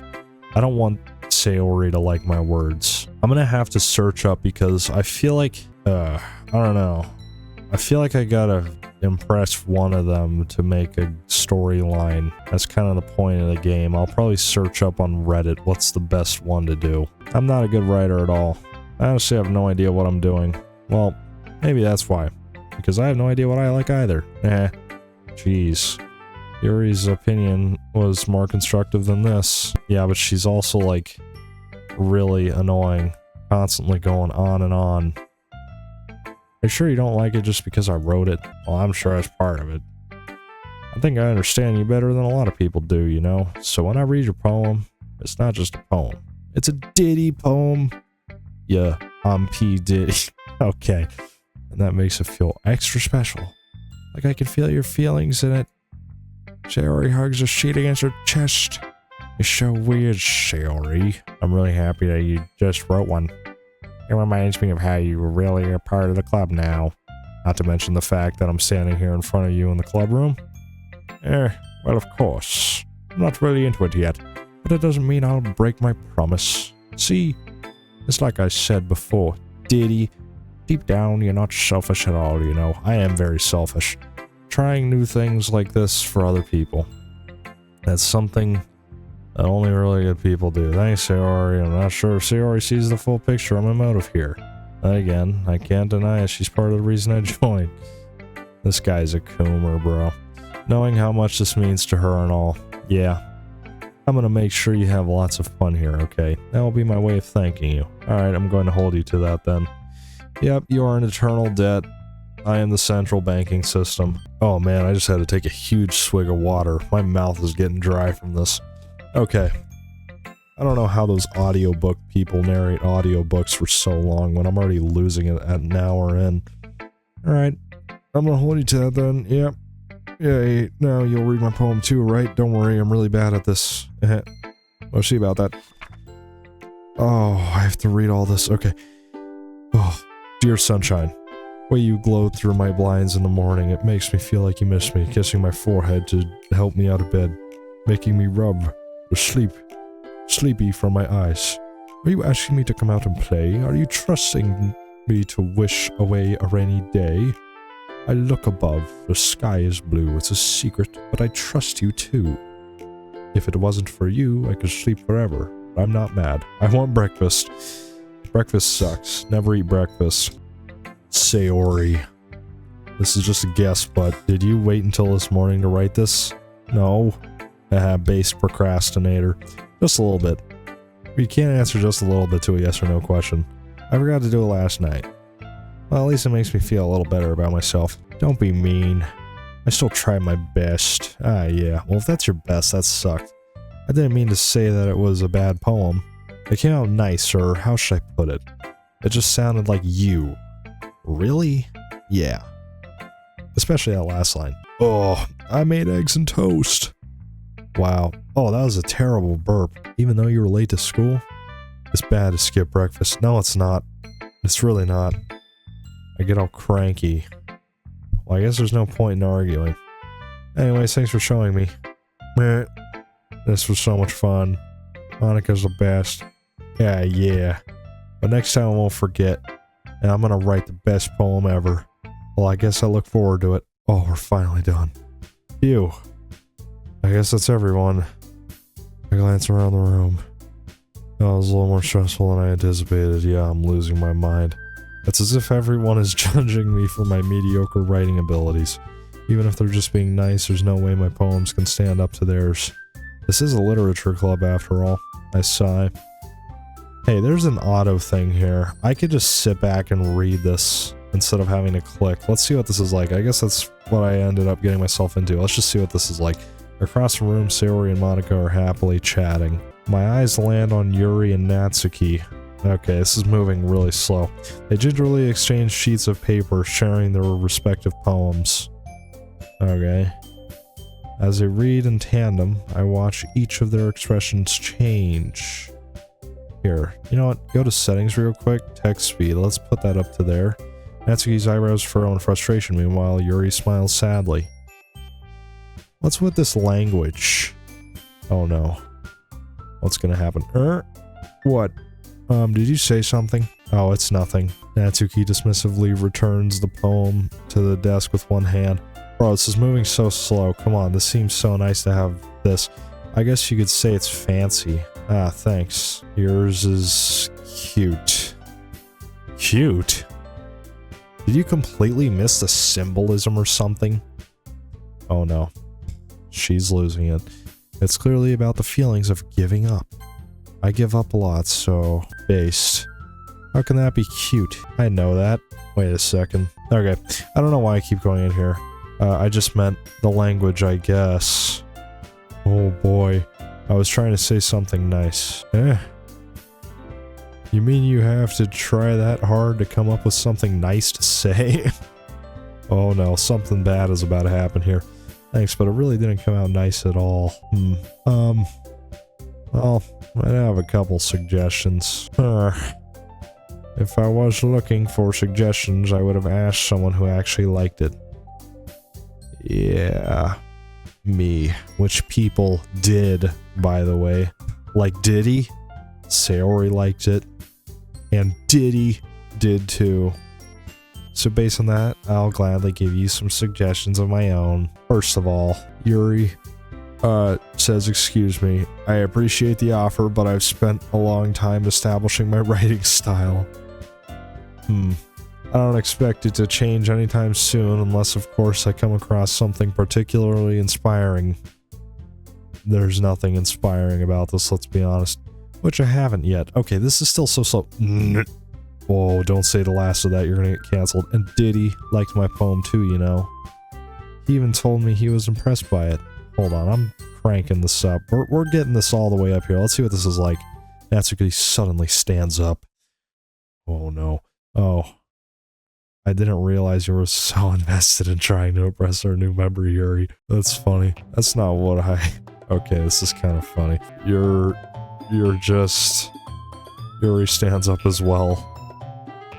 Maybe you're just jealous that Diddy appreciates my advice more than he appreciated yours. I don't know, I think Yuri was just really mind-numbing. Huh, and how do you know he didn't appreciate my advice more? Are you that full of yourself? Oh man. No. If I was full of myself, I would deliberately go out of my way to make everything I do overly cutesy. Ooh. Is everyone okay? No, I don't think so. Well, you know what? I wasn't the one whose boobs magically grew a size bigger as soon as Diddy started showing up. Dude, Natsuki. Natsuki, that's a little... This doesn't involve you. Dude, I don't like fighting, guys. Oh my, what is going on? Suddenly both girls turn towards me as if they just noticed I was standing there. Bro, this is awesome. I don't even have to, like, click to go ahead. Diddy. She's just trying to make me look bad. No, I don't know about that. That's not true. She started it. If she could get over herself and learn to appreciate that simple writing is more effective, then this wouldn't have happened in the first place. My eyes are burning so bad. Oh my. What's the point in making your poems all convoluted for no reason? The meaning should jump out at the reader, not force them to have to figure it out. Help me explain that to her, Diddy. Wait, there's a reason we have so many deep and expressive words in our language. What, English? What do you mean? It's the only way to convey complex feelings and meaning the most effectively. Avoiding them is not only unnecessarily limiting yourself, it's also a waste. Interesting. You understand that, right, Diddy? Well, I don't think I got to this point last time. I really don't. How did I get dragged into this in the first place? Yeah, that's what I'm thinking, bro. It's not like I know anything about writing. Yep, but whomever I agree with, they'll probably think more highly of me. Okay. Honestly, Yuri's kind of annoying. I don't know, Natsuki's kind of funny. Starting shit, and it's good content, so I'm gonna have to go with Natsuki, so... yeah, that might have been a bad idea. Yuri, you're really talented. Oh shit, I probably should have asked Sayori. Oh no. But Natsuki has a point. I think that I rack my brain in an attempt to back myself up. I think that conveying feelings with few words, come on, get it out, can be just as impressive as well. It lets the reader's imagination take over. And Natsuki's poem did a really good job of it. No, it sucked. It was actually terrible. The only reason I backed Natsuki was because, like, she started this shit, and it's kind of funny. It did, didn't it? Nah. Shows how much you know. I don't know shit. That's not Natsuki. I think that's enough. What? Huh? Me? But she was so mean to me. Oh. Natsuki's voice whines. Look, man. What we talked about yesterday was right. I gotta turn the speed up more, bro. I gotta put this shit all the way to 100. Well, I'll just put it there. And sharing it can definitely be hard. It looks like we learned that today. Yeah. Even small criticisms can lead to something pretty heated. Yeah, literally just like what just happened. I glance over my shoulder. Sayori is nodding vigorously. Yeah, so... You don't need to feel threatened. You're a great writer, Natsuki. No, she's not. Ah! Whoa! Natsuki's voice gets caught in surprise. Thanks for noticing. Yeah. She finally mutters that barely audible. Yuri. What? Yuri looks at me dejectedly. With a face like that, I can't help but feel bad for her as well. Fucking something scary happened. I'm sure Aunt Natsuki didn't mean everything she said. So you don't need to feel threatened either. Alright, I feel like this auto thing sucks. Well, if you say so. Hey, it's not like you need to apologize for me, Diddy. That's right, P. Diddy don't need to apologize for shit. Natsuki takes a breath. Aye. The thing about... Come on, spit it out. Natsuki glances around the room. Would everyone stop staring at me? No. Unsurprisingly, Natsuki has a harder time with it than she boasted. Low-key, this music is going hard. Sayori and Monica look away. Anyway, the thing about your boobs, I didn't mean it. Okay? Oh, that's funny. That's all. Natsuki looks away, avoiding eye contact with anyone. Oh, yeah, you're naturally beautiful, Yuri. Sayori, I'll go make some tea. Good old tea. I was just trying to help. I'm sure she appreciated it, Sayori. No, she didn't. I passed Sayori on the shoulder. Well, now that we're past that, everyone's... oh no, we gotta do poems. Everyone's read each other's poems, right? I hope that is worthwhile for everyone. Yep, especially you, Diddy, and to be honest, it's a nice change of pace from the lazing around when we got to a little something, haha. So joining my club was responsible for ruining the atmosphere. No, not at all. Not at all. There's still time before we go home, so we'll all relax for a little bit. Of course, besides chatting, we do literature-related things in the club room. So maybe you can take the chance to pick up a book or do some writing. After all, it's what the club is for. I disagree, Monica. Well, what's that about? Or what? That's not the most important thing about the literature club. The most important thing is having fun. Of course.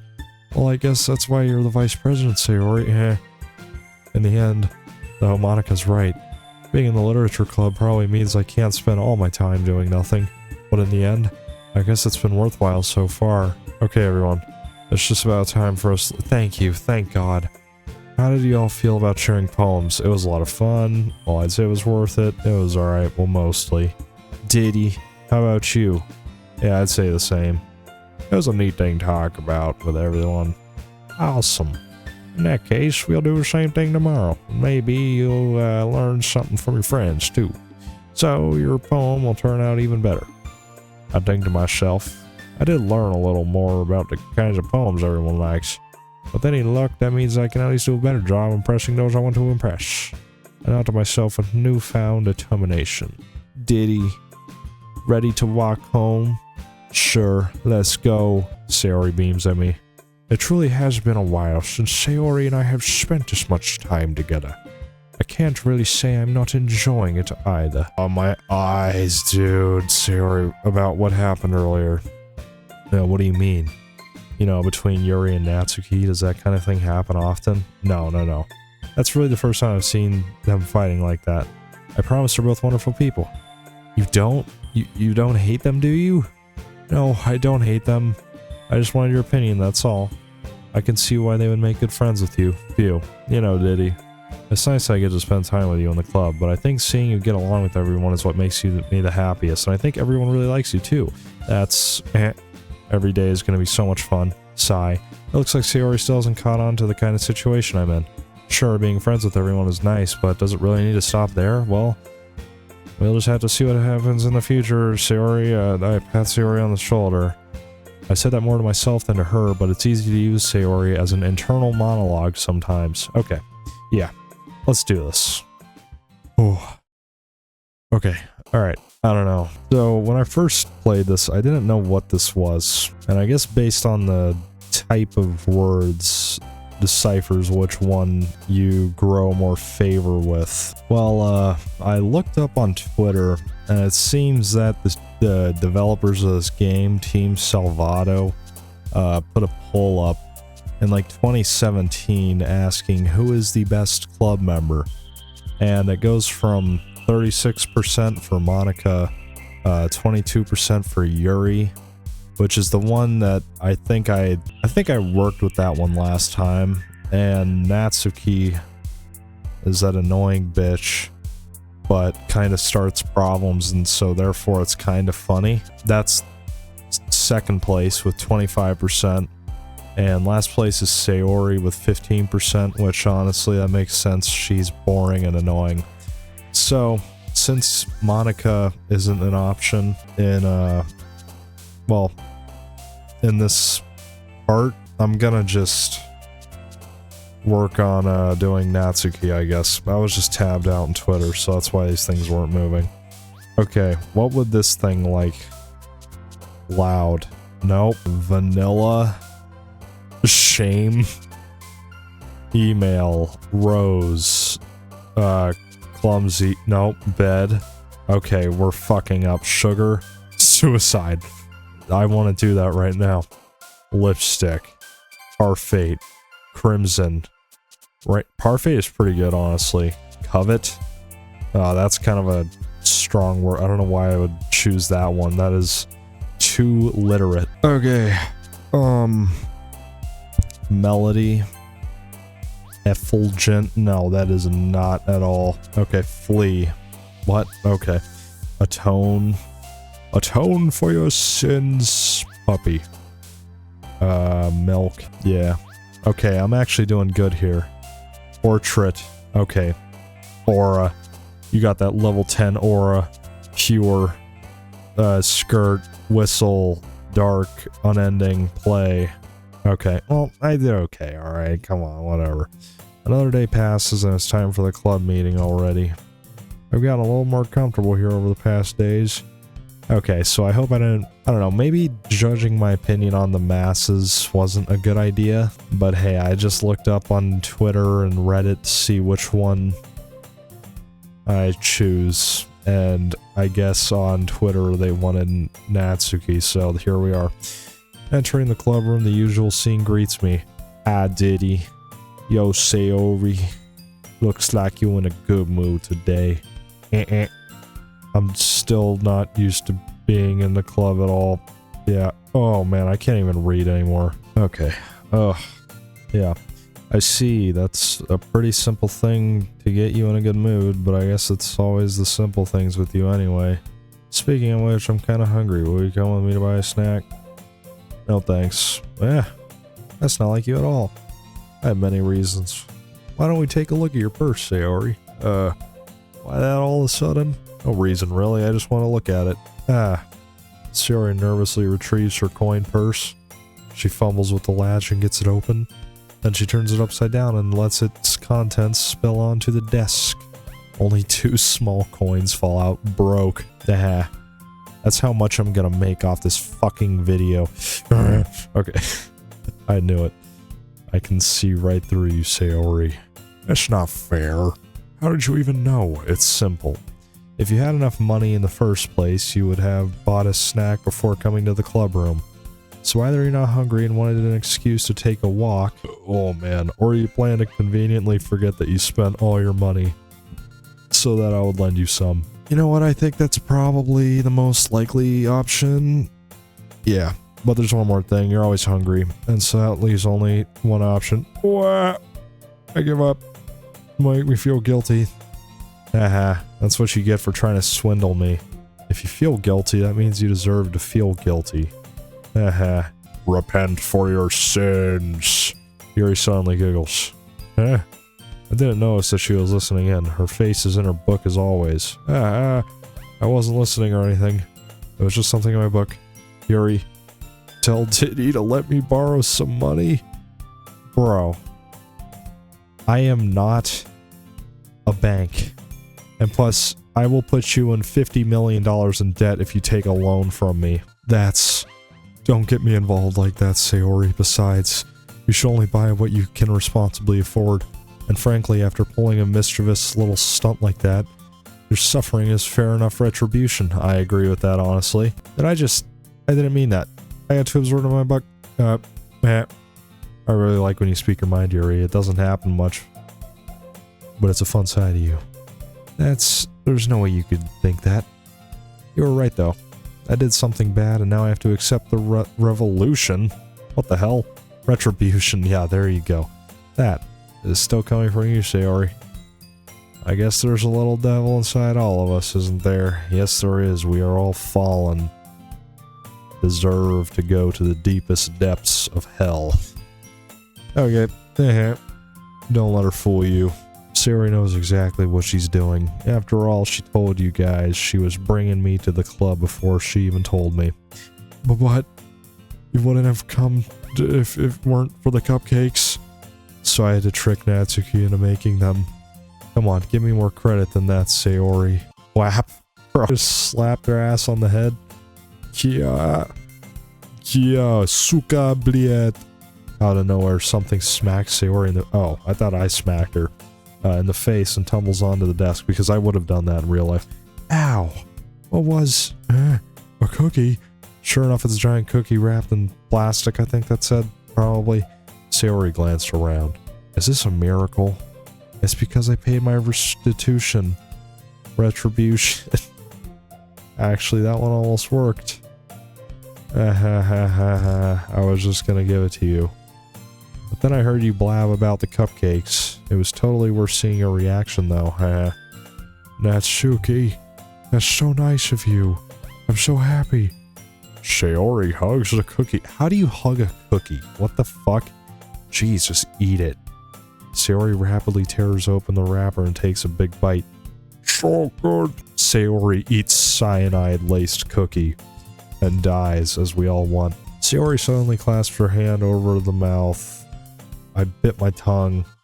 Dumbass, now you're gonna have a canker sore for the next 2 weeks. You're going through a lot over just one cookie. Natsuki takes a bite of her own cookie. Yours looks really good too, Natsuki. Can I try it? Jeez, beggars can't be choosers, but yours is chocolate. Yeah, why do you think I gave you that one? Fine. Still, I'm really happy you shared this one with me. Sayori gets out of her seat and goes behind Natsuki, then wraps her arms around her. That sounds pretty gay, dude. Sounds pretty homosexual, if you do ask me. Jeez, I get it. Cookie still in hand, Natsuki reaches up to nudge Sayori off. Sayori suddenly leans down and takes a bite of Natsuki's cookie. Bro. Hey. Did you seriously just do that? Uh-huh. Mouth full, Sayori trots away to safety. Bro. Yuri and I laugh as well. Jeez, you're such a kid sometimes. Monika, can you tell Sayori? Natsuki glances around. Monika isn't in the club. Oh my dude, I'm starting to get cooked. I can't read. Ugh, where's Monika anyway? Good question. Have any of you heard anything about her being late today? Not me. Yeah, I haven't either. That's a bit unusual. I hope she's okay. Of course she's okay. She probably just had to do something today. She's pretty popular after all. Oh, you don't think she has a... I wouldn't be surprised. She's probably more desirable than all of us combined. Well, all of you suck, but whatever. That's true. Excuse me. Suddenly the door swings open, and also that poll did say that it was like 50% in favor of Monika, so that is right actually. Suddenly the door swings open. Sorry, I'm super sorry. There you are. I didn't mean to be late. I hope you guys weren't worried or anything. Monika chose the club over her boyfriend after all. They're so strong-willed. A boyfriend? What on earth are you talking about? Monika quizzically glances at me. Never mind that. What held you up anyway? Well, my last period today was study hall. To be honest, I kinda just lost track of time. That makes no sense though. You would have heard the bell ring at least. I must not have heard it since I was practicing piano. Piano? I wasn't aware you played music as well, Monika. I don't really. I just kinda started recently. I've always wanted to learn piano. Man, I should learn an instrument. It's a good way to fine-tune the brain. That's so cool. You should play something for us, Monika. That's... Monica looks at me. Maybe once I get a bit better, I will. Yay. That sounds cool. I'd also look forward to it. Is that so? In that case, I won't let you down, Diddy. Monica smiles sweetly. I didn't mean any pressure or anything like that. Don't worry, I've been practicing a whole lot recently, and I'd really love the chance to share once I'm ready. I see. In that case, best of luck. Thanks. So I didn't miss anything, did I? No, not really. I chose to leave Sayori's mischievous escapade. Oh, I'm sure Natsuki will end up complaining to her anyway. It looks like everyone has already settled down. Sayori somehow already finished her entire cookie. Fucking glutton. Yuri is back to her book and Natsuki disappeared into the closet. Ugh. I hear Natsuki utter an exasperated sigh from within the closet. She seems to be annoyed by something. I approach her, in case she needs a hand. You looking for something in here? Freaking Monica, she never puts my stuff back in the right spot. What's the point in keeping your collection organized if someone else is just gonna mess it up? Natsuki slides a bunch of stacked books and boxes across the shelf. Manga. You read manga, right? Sometimes. Manga is one of those things where you can't admit you're really into it until you figure out where the other person stands. How did you know anyway? I heard you bring it up at some point. Besides, it's kind of written on your face. What's that supposed to mean? I see. There's a lone volume of manga amidst a stack of various books on the side of one of the shelves. Curious, I pull it out of the stack. There it is. Natsuki just snatches it out of my hand. Oh my... Nothing is happening. Just nothing. This is making me want to kill my... I can't say that. Oh, I hate YouTube. Just kidding, I love YouTube. This is the best platform. She then turns the box of manga and slips the volume right into the middle of the rest. You know, I just realized how ironic it is that I named my character Diddy. And Diddy's like a fucking pedophile, and this is the youngest apparently, so that's pretty funny. But hey, I had to do what the poll said, so there we are. This is the bitch we have to work with. Seeing a box set with one book missing is probably the most irritating sight in the world. I know that feel. I get a closer look at the box set she's admiring. Are fake girls? It's a series I've never seen in my life. That probably means it's either way out of my demographic or it's simply terrible. It's probably both. If you're gonna judge, you can do it through the glass on that door. She points to the classroom door. Hey, I wasn't judging anything. I didn't even say anything. It was the tone of your voice. And I'll tell you one thing, Diddy. A serious lesson straight from the literature club. Don't judge a book by its cover. In fact, Natsuki pulls out the first volume of Our Fate Girls from the box. I'm gonna show you exactly why. She shoves the book right into my hands. I stare at the cover. It features 4 girls in colorful attire striking animated feminine poses. It's exceedingly Mo. Don't just stand there. Ooh-ah. Ooh-ah. Ooh-rah. Natsuki grabs my arm and pulls me out of the closet. Dude, I'm literally just listening to classical music right now. I am listening to classical music while playing this game. What am I doing? Currently listening to Under the Double Eagle by Josef Franz Wagner. If that's his name, I think it is. Wagner's pretty good. Natsuki grabs my arm and pulls me out of the closet. She then takes a seat against the wall beneath the windowsills. She pats me on the ground next to her, signaling me to sit there. Wouldn't chairs be more comfortable? I take my seat. Chairs wouldn't work. We can't read at the same time like that. Oh, why is that? I guess it's a bit easier to be close together like what, we're just standing. What are you talking about? Don't say that. Don't make me feel weird about it. Natsuki crosses her arms and scooches an inch away from me. Sorry. I didn't exactly expect to be sitting this close to her. What are you talking about? We're literally Okay, none of this makes sense. Not that I could say it's particularly a bad thing. I open the book. It's only a few seconds before Natsuki once again inches closer, reclaiming the additional space while she hopes I didn't notice. I could feel her peering over my shoulders, much more eager to begin reading than I am. Wow, how long has it been since I read the beginning? You don't go back and flip through the older volumes every now and then, do you? Not really. Maybe sometimes after I've already finished a series. Hey, are you paying attention? I am, but nothing's really happened yet. So I could talk at the same time. It looks like it's about a bunch of friends in high school. Typical slice of life affair. I kinda grew out of these since it's rare for the writing to be entertaining enough to make up for the lack of plot. So, what should I expect from this? Is there gonna be a plot? Well, obviously. You think I would enjoy something that didn't have a plot? I mean, well, I guess I know what you're saying. A lot of the beginning is about simple things. Like there's a really funny chapter where they're obsessed with the guy at the ice cream shop, but that just helps you get to know the characters, and besides, it's still entertaining. But later on, there's all kinds of drama. Oh yeah. Waltz number 2 by Dmitri Shostakovich. This is going hard. If it wasn't copyright, then I'd be playing this over this fucking music. But later on, there's all kinds of drama. Like when they get into all their backstories and when some of the romance starts to happen. That's really what makes it so good. There are so many touching parts. Gosh, that's so...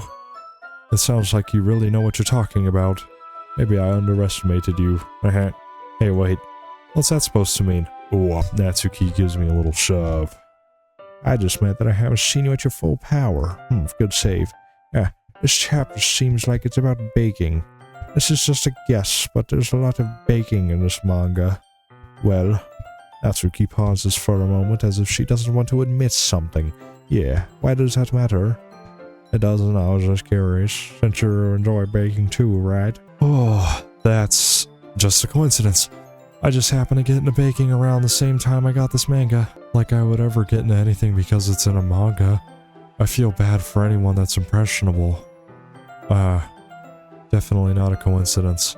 I guess it explains Natsuki's interest in baking. Still, of all the hobbies to pick up from a manga, that's definitely one of the better ones. Not to mention she's really good at it, so who am I to judge? What the hell is this? We read on for a few minutes. I feel very uncomfortable right now. I've finished a couple of chapters at this point. ... Are you sure this isn't boring for you? It's not, even though you're just watching me read. Well, I'm fine with that if you say so. I guess it's fun sharing something you like with someone else. I always get excited when I convince any of my friends to pick up a series I enjoy. You know what I mean? Huh? What? You don't? No, that's not... Well, I wouldn't really know. What do you mean? Don't you share your manga with some of your friends? Could you not rub it in? Jeez, sorry. Like I could ever get my friends to read this. They just think manga is for kids. I can't even bring it up without them being all like, you still haven't grown out of that yet? Makes me want to punch them in the face. Berg. I know. Those kind of people. Honestly, it takes a lot of effort to find friends who don't judge much. Less friends who are also into it. Bro, just escape the Peter Pan syndrome and you'll be okay. You won't be getting harassed. I'm already kind of a loser, so I guess I gravitated toward the other losers over time. Yeah, that's kind of an issue. If you are a loser and you surround yourself with losers, then you're going to be a loser forever, so... Yeah. Okay, but it's probably harder for someone like you. Oh, Soy Jack. I spent $100 million on methamphetamine and Minecraft gone wrong. George Floydberry tripping off the fent in Minecraft real. Yeah, that's pretty accurate. Wait, which part? I mean, I feel like I can't even keep it in my own room. I don't even know what my dad would do if he found this. What is it? At least he's safe here in the club room. Except Monica was kind of a jerk about it. Wow, are we using like military rankings? Ugh. I just can't win, can I? Well, it paid off in the end, didn't it? I mean, here I am, reading it. Well, it's not like that solves any of my problems. Maybe.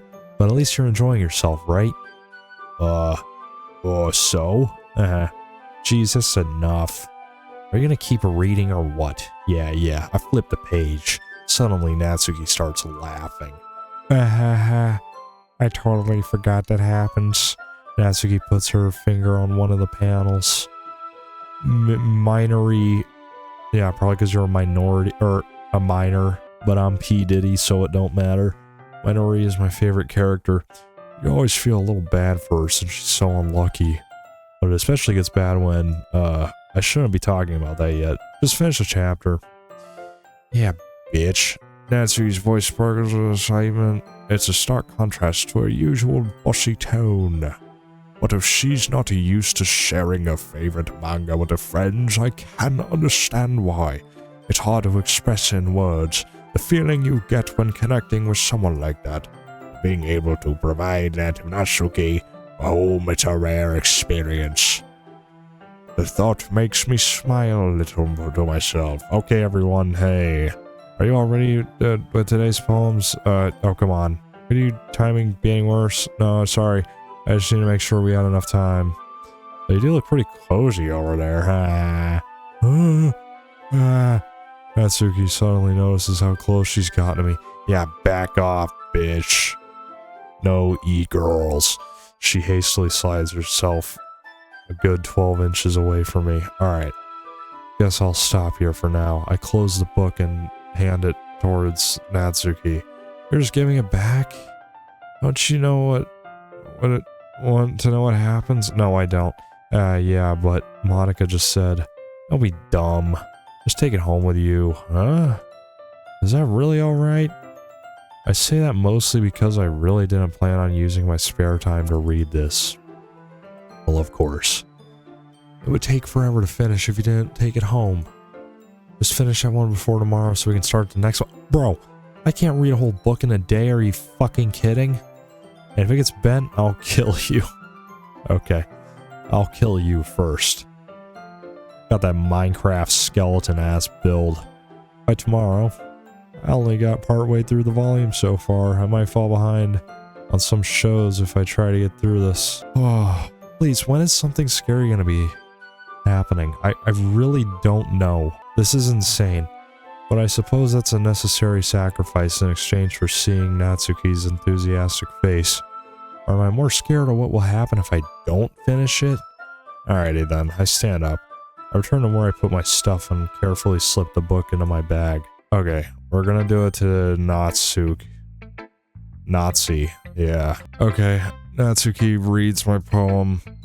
She keeps glancing at me, then back at the poem, but now she must have read it more than once. Are you supposed to be bad at this? Is that a compliment? No, I mean, you know, Natsuki struggles to find the word she wants.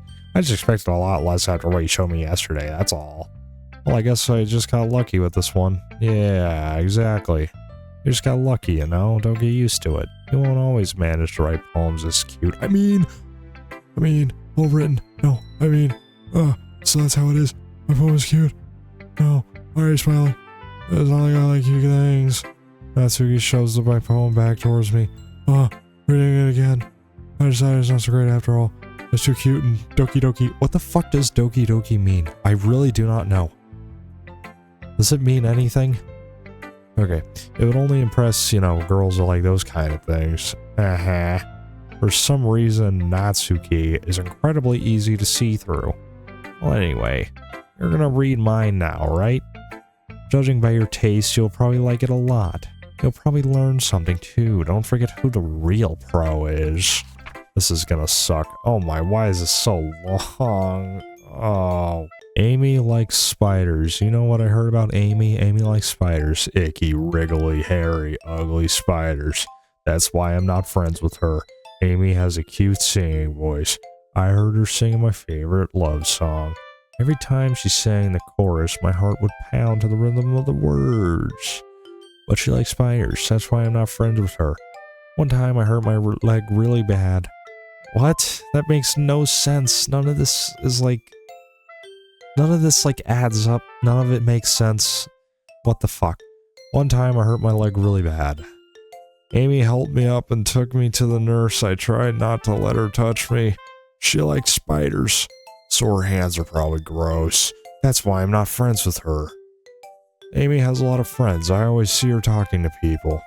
She probably talks about spiders. What if her friends start I like spiders too. That's why I'm not friends with her.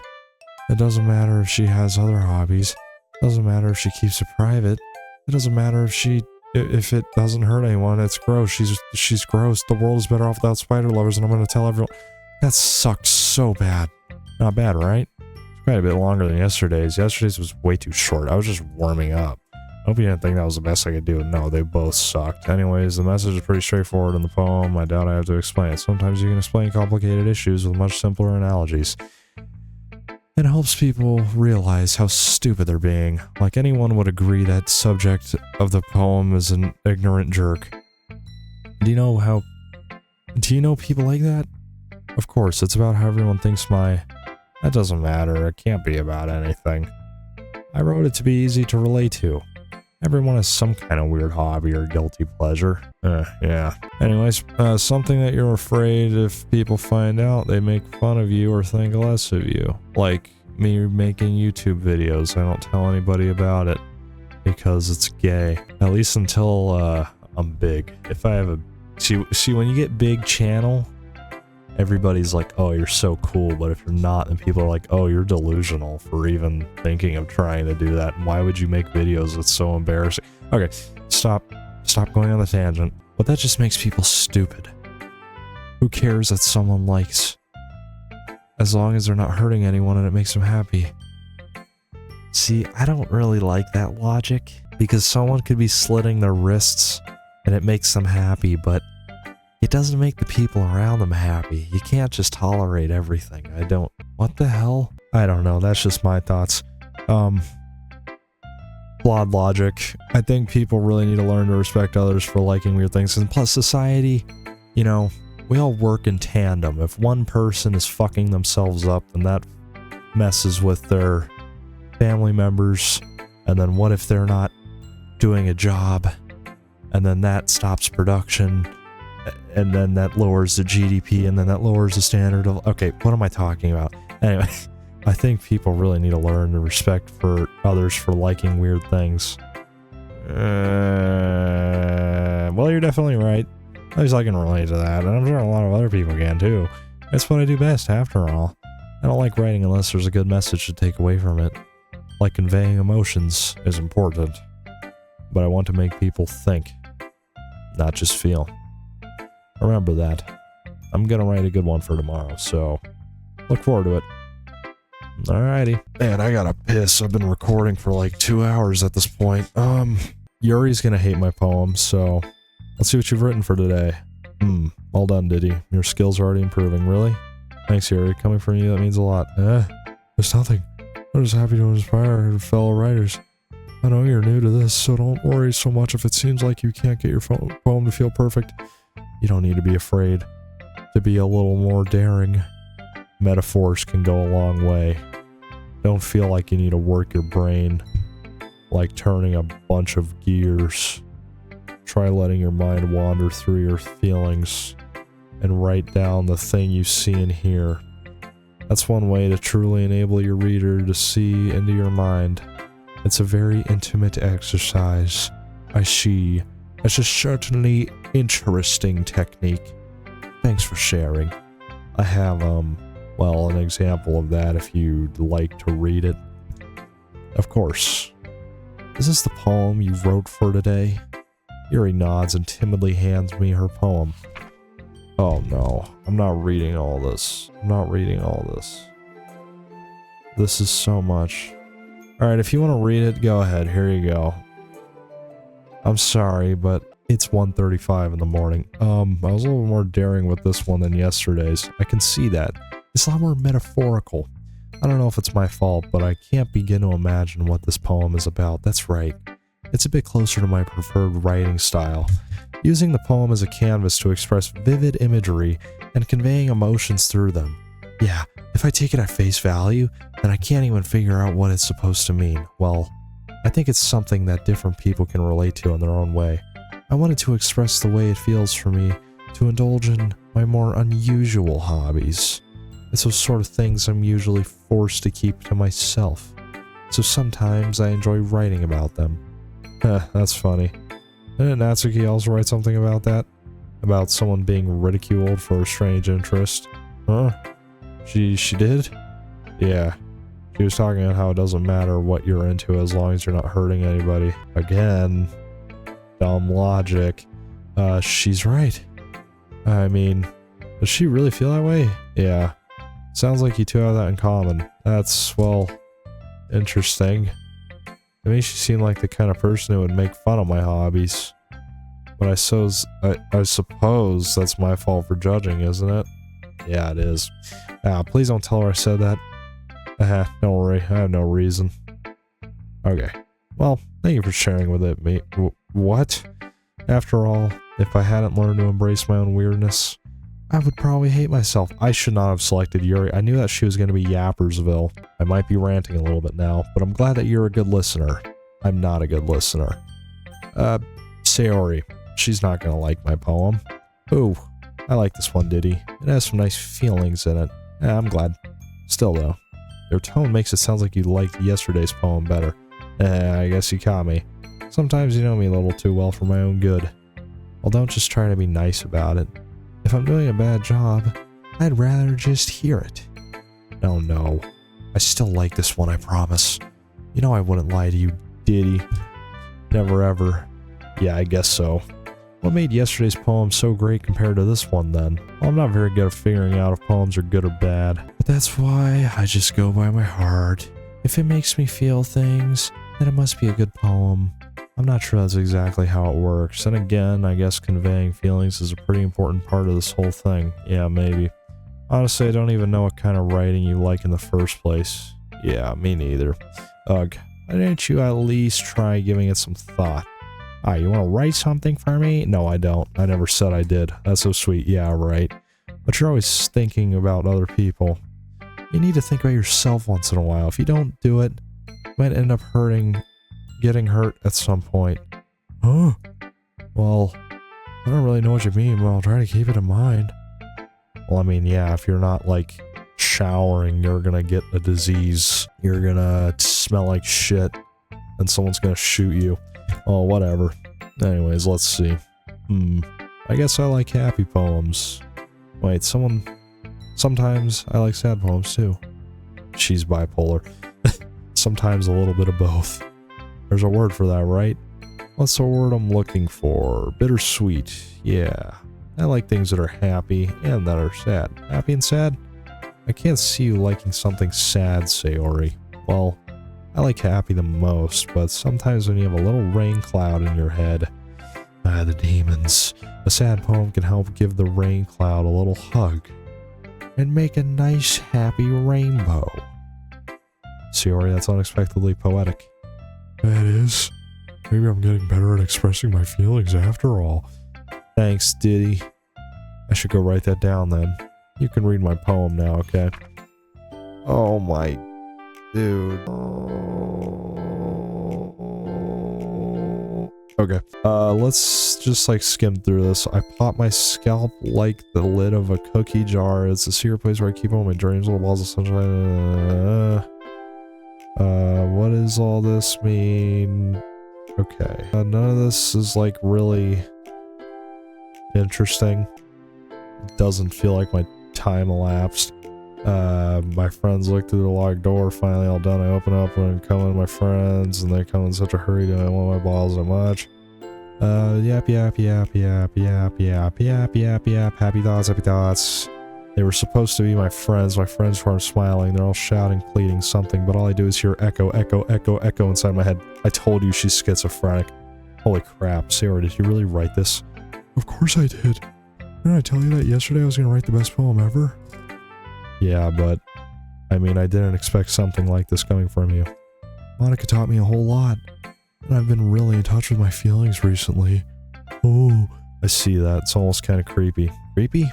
Well, not exactly. Maybe because I'm used to you being cheerful. Oh, well, never mind. I'm thinking too hard about it. The point is, it came out good, so you should be proud of it. Ah, thanks. I feel like I was meant to express myself in this way. It even helps me understand my own feelings a bit better. Writing is like magic. You've gotten pretty passionate about this, huh? I hope you keep it up, yeah. Writing's the best. I'm gonna keep writing until I die. Don't get ahead of yourself. Sayori's always had a bad habit of getting obsessed with something before dropping it no more than a week later. That's me too, honestly. I wonder if this is one of those times. But seeing the passion in her eyes, it makes it hard for me to be pessimistic. Okay. One more. Hi again, Diddy. How is the writing going? Alright, I guess. I'll take that. As long as it's not going bad. I'm happy that you're applying yourself. Maybe soon you'll come up with a masterpiece. I wouldn't count on that. You never know. Want to share what you wrote for her today? Sure, here you go. I give my poem to Monica. Alright. I like it, Diddy. Really? That's a lot cuter than I expected. Oh, geez. No. It kind of makes me think something Natsuki would write. Oh, no. She knows. And she's a good writer, too. No, she sucks. So, you're making it sound like I'm a sub-Saharan illiterate African, okay? That's really not nice. So take that as a compliment, if you say so. Yep. By any chance, have you read anything by Shel Silverstein? No, but that last name sounds a little bit interesting. Maybe a long time ago. He's famous for telling all kinds of stories in just a few simple words. His poems can be funny, endearing, or even sad. And sometimes they're only a few lines long. They might even feel like they're written for kids. But if you think about them, they can express views of the world that would apply to anybody. Wow, that's so poetic. I see. So you're saying that Natsuki is kind of like that? Sort of. Maybe she's not an expert, but you probably won't find much filler in her poems. No, it's all filler and all yap. They might be easy to write, but they're super challenging to get the meaning through. Yep. So I can see why it would be your kind of poem to explore, but anyway, you want to read my poem now? I like the way this one turned out, so I hope you do too. Alright, let's take a look. Okay, this is short. I'll read this. Save me. The colors, they won't stop. Bright, beautiful colors, flashing, expanding, piercing, red, green, blue, an endless cacophony of meaningless noise. The noise won't stop. Why is everybody going schizophrenic? Violent, grating waveforms. What the fuck does that even mean? Squeaking. Oh man. Screeching, piercing, sine, cosine, tangent. What in the hell? This isn't geometry. Like playing a chalkboard on a turntable. Like playing a vinyl on a pizza crust. An endless poem of meaningless. Wow, that was beautiful. I am so astonished. It's even more abstract than your last one, huh? I guess it's just the way I like to write. I'm sorry if you don't like it. No, I never said that. It's just kind of a thing I've never really seen before, I guess. I kind of like playing with my space on the paper. Choosing where and how to space your words can totally change the mood of the poem. It's almost like magic. The way I wrote the lines really short makes it feel like they're trying to speak over the noise. I see. It's still hard for me to tell what it's about, though. Sometimes asking what a poem is about isn't the right question. A poem can be abstract, as a physical expression of a feeling, or a conversation within the reader. So putting it that way, not every poem is about something. Anyway, here's Monica writing tip of the day. Sometimes you find yourself facing a different decision. What did I even just say there? Sometimes you'll find yourself facing a difficult decision. I'm sorry, I'm just tired. It's been well over 2 hours. When that happens, don't forget to save your game. Okay, maybe something's about to happen. I think so. You never know when you might change your mind, or when something unexpected may happen. What is this tip even about writing? What am I even talking about? Okay, so something's happening. Something suspicious.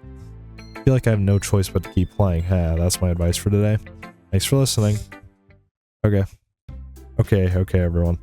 We're all done reading each other's poems, right? I have something extra planned for today, so if everyone could come sit at the front of the room. Is this about the festival? Well, sort of. Ugh, do we really have to do something for the festival? It's not like we can put together anything good in just a few days. We'll just end up embarrassing ourselves instead of getting any new members. That's a concern of mine as well. I don't really do well with last-minute preparations. Don't worry so much. We're gonna keep it simple, okay? We won't need much more than a few decorations. Sayori's been working on posters, and I've designed pamphlets we can work or we can give out during the event. Oh, I'm like, there's words spawning in my head that aren't even on the fucking text. Okay, that's great and all, but that doesn't tell us what we're actually going to be doing for the event. Sorry, I thought you heard about it already. We're going to be performing. Performing? Monica? Yeah, we're going to have a poetry performance. Each of us are going to choose a poem to recite during the event. But the cool part is, we're also going to let anyone else who comes up and recite the poems too. Sayori's putting it all on the posters in case anyone wants to prepare ahead of time. Sayori's been coloring a poster, holds it up for us to see. Are you kidding me, Monica? You didn't already start putting those posters up, did you? Yeah, well, I did. Do you really think it's that bad of an idea? Well, no, it's not a bad idea, but I didn't sign up for this, you know. There's no way I'm going to be performing in a group of people like that. Yeah, I wouldn't either. I don't blame you. I mean, technically I'm doing a performance in front of a group of people right now, but it's behind a screen, so it's fine. I agree with Natsuki. I can never in my life do something like that. Imagining it, Yuri shakes her head in fear. Guys, no, Sayori. I understand where they're coming from. Remember that Natsuki and Yuri have never shared their poems with anyone until just a couple days ago. It's a lot to ask for them to recite their poems out loud to a whole room full of people. I guess I kind of overlooked that, so I'm sorry. But I still think we should give it our best. We're the only ones responsible for the fate of this club. If we start the event and each put on a good performance, then it will inspire others to do the same. And then more people who perform, the better we'll be able to show everyone what literature is all about. Yeah, it's about expressing your feelings, being intimate with yourself, finding new horizons, and having fun, that's right. And it's those reasons that we're all in this club today. Don't you want to share that with others, to inspire them to find the same feelings that brought you here in the first place? I know you do. I know we all do. And if all it takes is standing in front of the room for 2 minutes and reciting a poem, then I know you can do it. Natsuki and Yuri remain silent.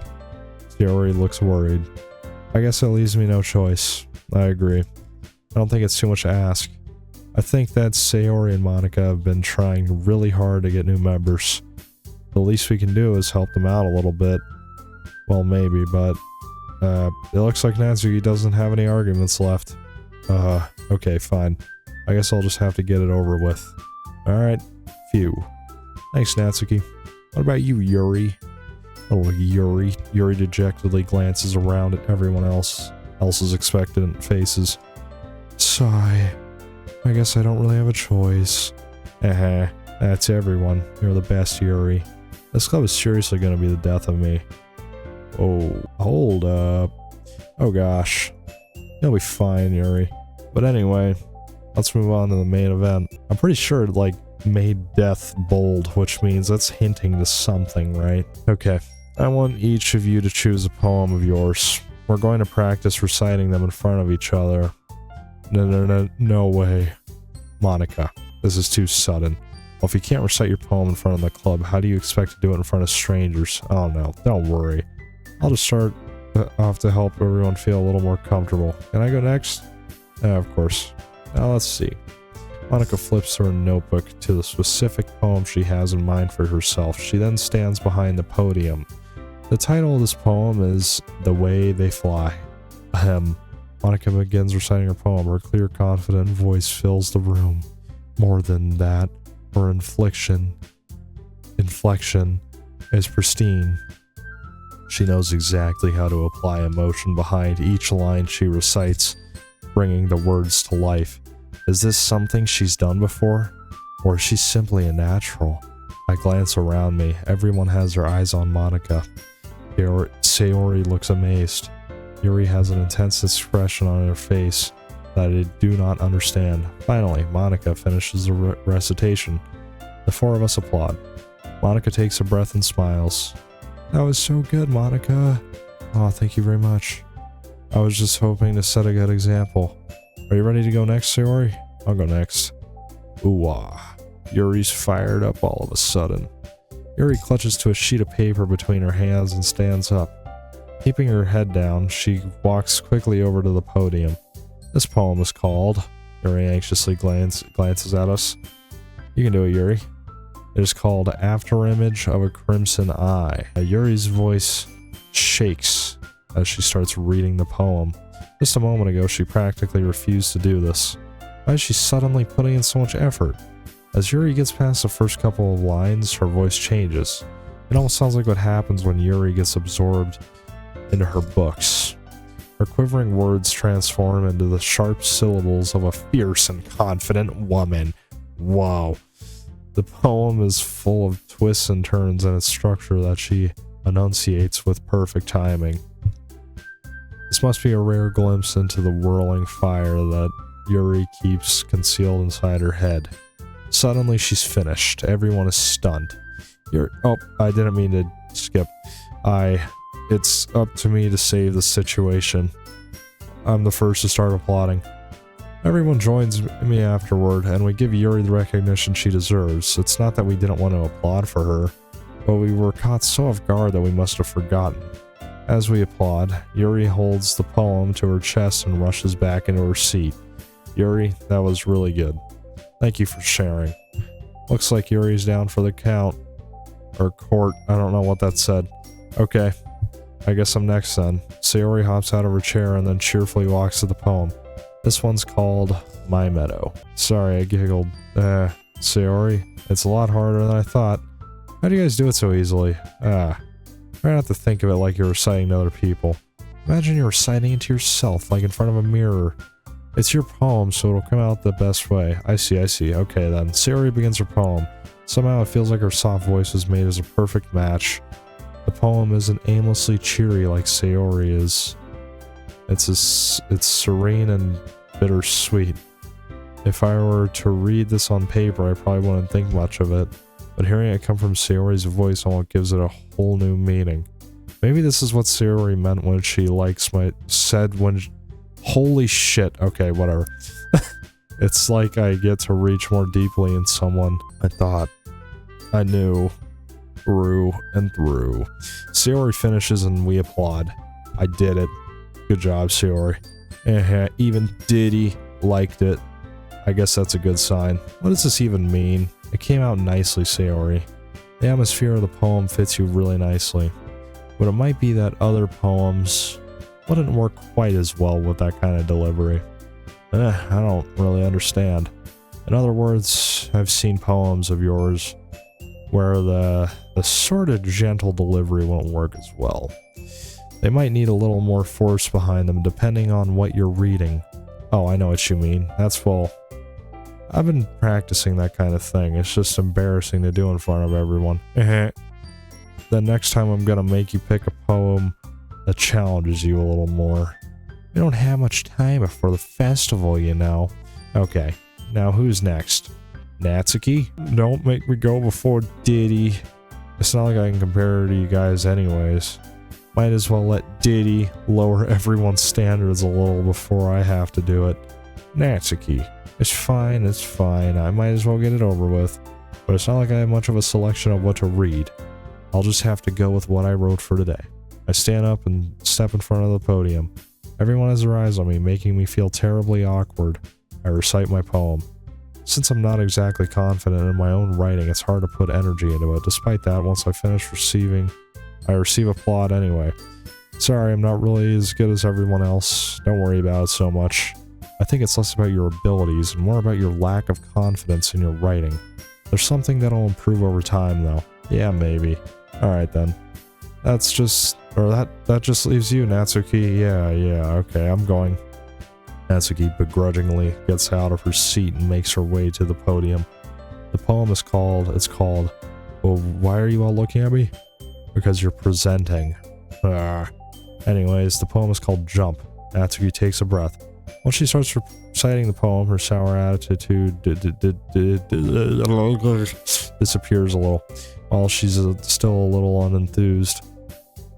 Her poem has a rhythm and rhyme to it. It's Natsuki's trademark style, and it works surprisingly well when spoken aloud. The words feel like they bounce up and down something. I'm sorry, I'm starting to get to a point where I just am rushing. Natsuki finishes and everyone applauds. She huffs back to her seat. That wasn't so bad, was it? Easy for you to say. You better not make me do that again. Well, do you at least feel prepared enough to recite a poem in front of other people? I mean, doing it in front of other people will be way easier. I can put on whatever face I want for other people. But when it's just my friends, it's just embarrassing. That's a surprise, Natsuki. I thought it would be the other way around for me. Well, that's just how it is, so... Well, it is what it is. Well, I guess it's... in that case, you won't have much to worry about for the festival. That said, I want to thank everyone for coming, though. It might be hard, but I hope that you all have an idea of what it's like now. Make sure you pick a poem and get enough practice before the festival, okay? I'll be making pamphlets, so let me know ahead of time what you'll be reciting. Jeez, I should probably find some other poem to recite instead. That's fine too. It doesn't have to be your own. I'm already pleasantly surprised that you're putting in all this effort for the club. It makes me really happy. Alright, yeah, no problem. Okay, everyone. I think that's about it for today. I know the festival's coming up, but let's try to write poems for tomorrow as well. It's been working out really nicely so far, so I'd like to continue that. As for the festival, we'll plan it. We'll finish planning tomorrow, and then we'll have the weekend to prepare. Monday's a big day. I can't wait. I can do this. I can do this. Alright. I stand up. There's no way I'll be able to find the same enthusiasm as Sayori and Monica, but I'll do my best to get through it. If it's for the sake of the club, if it's for the sake of the gang and the streets, we gotta do whatever the fuck, cause I'm P. Diddy. And I'm pressing Monica. Whoa. And I'll have to do my best. Ready to go, Sayori? Yep. Look at you two always going home together like that. It's kind of adorable, isn't it? Jeez, guys, don't make such a big deal out of it. It must be a little nice, so... Shut up. Well, how am I supposed to respond to that? It's okay, Diddy, you didn't have to say it. Whatever, let's go already. Oh, this takes so long to get through this game. I've been doing this for... How long is this? Like 10 hours? I walk home with Sayori once more. Even though it's only been a few days, a lot of things have already changed, but today Sayori's being a little quieter than usual on the way home. Hey Sayori, what? Sorry, I was spacing out. She's tripping off that fent like George Floyd. No wonder. I was thinking about something from earlier. I like how we get to, Sayori fumbles with her words. So let's just say that one day, Natsuki asked to walk home with you. Huh? What would you do? What kind of question is that? You're kind of putting me on the spot here. Well, oh, here we go. Uh-oh. I would walk home with Natsuki. I would still walk home with Sayori. I don't know. Maybe I should save. Let's save. Oh yeah, look at that. 2 a.m. Well, yeah. I'm gonna do that walking home with Natsuki. Why does the thought of that make my heart pound? Whoa. That isn't what I wanted. I think it would be afraid of what she'd do to me if I turn her down. Isn't she so cute and fun to be around? That has nothing to do with what I just said. Aha, you admitted it. Jeez. Okay, I think I made the right decision. If she doesn't want me to, help her. There's not even any point in speculating something that's never going to happen. Well, maybe. But I just like to think about it. It's not long before you won't need me anymore, you know? What does that mean? Need you? Sayori? I can't figure out how you're seeing things in your head right now. Sorry. Everyone is different. Nobody in the club is a replacement for you. If you say so. The conversation trails off, and I'm left feeling awkward. But it was kind of her fault for trapping me with such a weird question. I can't just lie to her. But if there's something that makes her happy, I would hate to take that away from her. That's why I said there's no point in speculating. Then again, the festival's only a few days away. Who knows what will happen in that time. I don't know. Oh, here we are. Okay. I gotta go pee. I'll be right back. Okay, I'm back. I know there's probably not gonna be a long break in between the time I was gone, but you know what? Just keeping it real, Not gonna act like I didn't just leave for 2 minutes to go get an energy drink and to use the bathroom. It's 2 a.m. and I'm drinking an energy drink so I can play this game until something scary happens, because this is what I will do for you guys. Alright, so please drop a like, please. That's all I ask. Okay, skirt, kiss, party, memories, mouse, milk, music, bunny, massacre, agonizing, essence, comfort, depression, strawberry, amazing, nightgown, vanilla, adventure, yeah, lipstick, Valentine, atone, pop, laugh, fester, no, lust, not good, sing, dance, bro, fuck, shiny, fun, fuck, sweet, fuck, that was really bad, damn it, aw man, oh, I'm the last one here again, don't worry, I just walked in too. Are you practicing piano again? Yeah. You must have a lot of determination. Starting this club and now picking up piano. Well, maybe not determination, but I guess passion. Remember that club wouldn't be here if it wasn't for all of you. And I'm super happy that you're willing to help out for the festival too. I can't wait for the festival! It's gonna be great. Huh? Weren't you complaining about it just yesterday, Natsuki? Yeah, seriously. Oh yeah, I'm not talking about our part of the festival, but it's a whole day of school where we get to play and eat kinds of delicious food. You sound a bit like Sayori all of a sudden. Yeah, you fat pig. Monica, do they usually have fried squid? What the f- Oh, like calamari, that stuff's good. Squid? That's a pretty specific thing to look forward to. Oh, come on. Are you saying you don't like squid? You of all people? I didn't say I don't like it. Besides, what do you mean by you of all people? Because it's right in your name. Monica. Is it Monica or Monica? Monica. Like ink? I don't understand.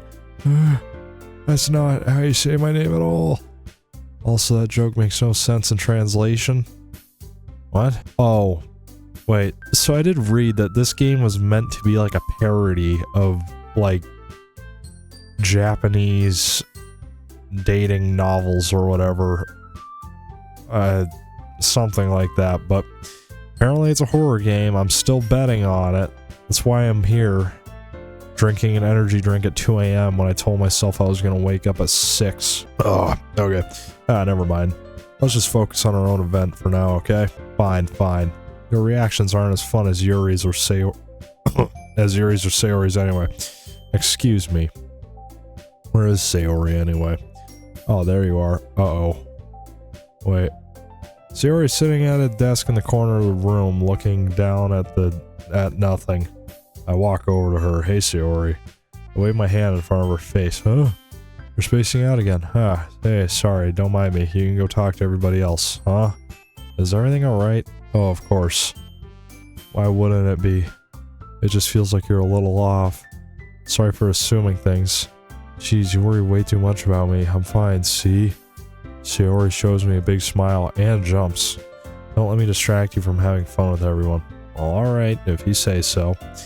I worriedly glance at Sayori before turning back toward everyone else, but the conversation has already dispersed with everyone back at their usual activities. Maybe I should ask Monica if she's noticed anything about Sayori recently. Since they've been preparing for the festival, they must be spending a lot of time together. I timidly approach Monica, who is shuffling through some papers at her desk. Diddy, what's up? Hey, this might sound a little strange, but have you noticed anything up with Sayori recently? Anything up with her? In what way do you mean? Maybe I'm reading into it a little too much, but she seems downcast today. Oh, you think so? I can't say I've noticed anything about her.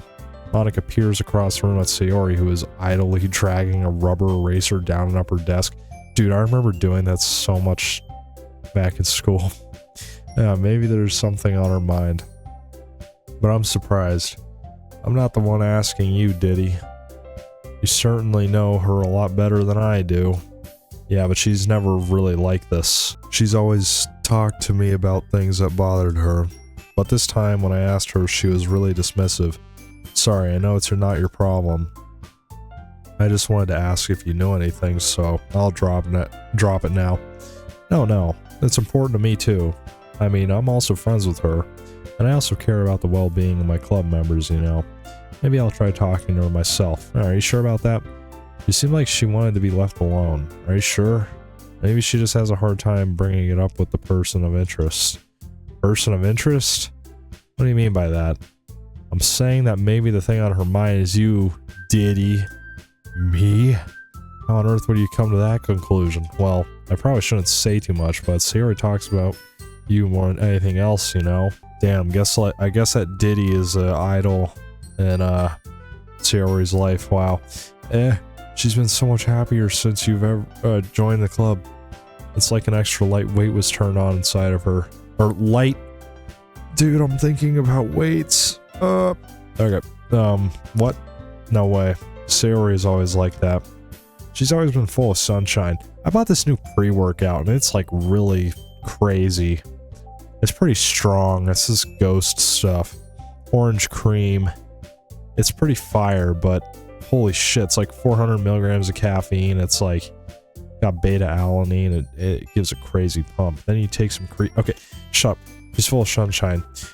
It's not any different now than it always has been. Yeah, you're so funny, Diddy. We thought that maybe you've always seen her as so cheerful. Because that's just how she is when she's around you. I said too much.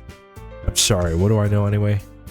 I didn't mean to jump to conclusions, so you should just forget about what I said. I'll try to talk to her, so try not to think about it for now. Alright. Monica smiles meaningfully. I know she said to forget about it, but I already know that I won't be able to get her words out of my head. Monica stands up from her desk and walks across to the room where Sayori is sitting. I watch her kneel down next to Sayori and gently talk to her. But she's keeping her voice so quiet that I can't hear her from here. I sigh and sit myself down. I know Sayori told me not to worry about her and to have fun with everyone else, but that's impossible to do when she's behaving like this. Exactly how much do I care about her that I'm letting this weigh me down so much? Now it feels like I'm the one behaving out of the ordinary. But there's nothing I can do besides wait for Monica. Hey you! I look up to see Natsuki next to me. Are you just gonna sit there and keep staring at nothing? There isn't that much time, so... sorry. Diddy. I didn't mean to make you worry or anything. It's not like I'm worried. I was just... Natsuki glances down at her side. She's holding a volume of manga in her hand. That's right. Something just came up for a minute, but we can get started now. I won't make you wait any longer. Jeez. Now you're making me feel like a jerk. If something's bothering you, you just tell me to leave you alone and I will. I mean, assuming you didn't feel like talking about it or anything. She practically mumbles that last part. Nah, I'm probably making it seem like a bigger deal than it is. I've just been thinking about Sayori, that's all. Sayori? Think about her? Yeah, she seems pretty down today, but she didn't want to admit it to me, so I can't help but wonder if something happened to her. Oh, Natsuki exhales. Well, first of all, you should really work on your phrasing. But anyway, you're her best friend, right? Yeah, I guess so. Yeah. In that case, I think you should trust her a little more. If she needed you, then you would be the first person she would go to, right? Well, I guess that's true. I mean, some people just have those days. You can't always avoid it. If anything, she probably doesn't want you to worry about her because it's not important. Yeah, that's kind of what she said to me. Maybe it's not right for me to go against her wishes. Exactly. If she needs you to worry about her, then it'll be a lot something. Yeah, I should have thought of it that way from the start. Natsuki fiddles with the book she's holding in her hands. She really means a lot to you, doesn't she? Don't get the wrong idea or anything. We've just been friends for a long time. It's normal to be worried about your friends. I mean, you were worried about me, so I was not. Geez, if you're fine, then let's hurry and get started already. Yeah. I pull the first volume of Parfait Girls out from my bag. Natsuki takes it from my hands and quickly turns it over, presumably to check for wrinkles. Hey, I'm not that careless. I handle manga all the time, you know. I just wanted to make sure. Can you blame me for being paranoid? I don't give people my manga every day, you know. That's true. I don't blame you. Well, anyway, let me put this back. I'm gonna get the next one, okay? Natsuki makes her way to the closet. I follow. So you're gonna tell me everything you thought, right? Where did this volume leave off again? I forget. The chapter ended when Minori and Alice found Monica. Natsuki's voice resonates from inside the closet. What am I saying? I peer inside. All of Natsuki's books are lined up on the top shelf. Did you move my manga again? Sorry. The teachers got mad at me for taking up so much space in her closet, so I had to move stuff around and clean up a little bit.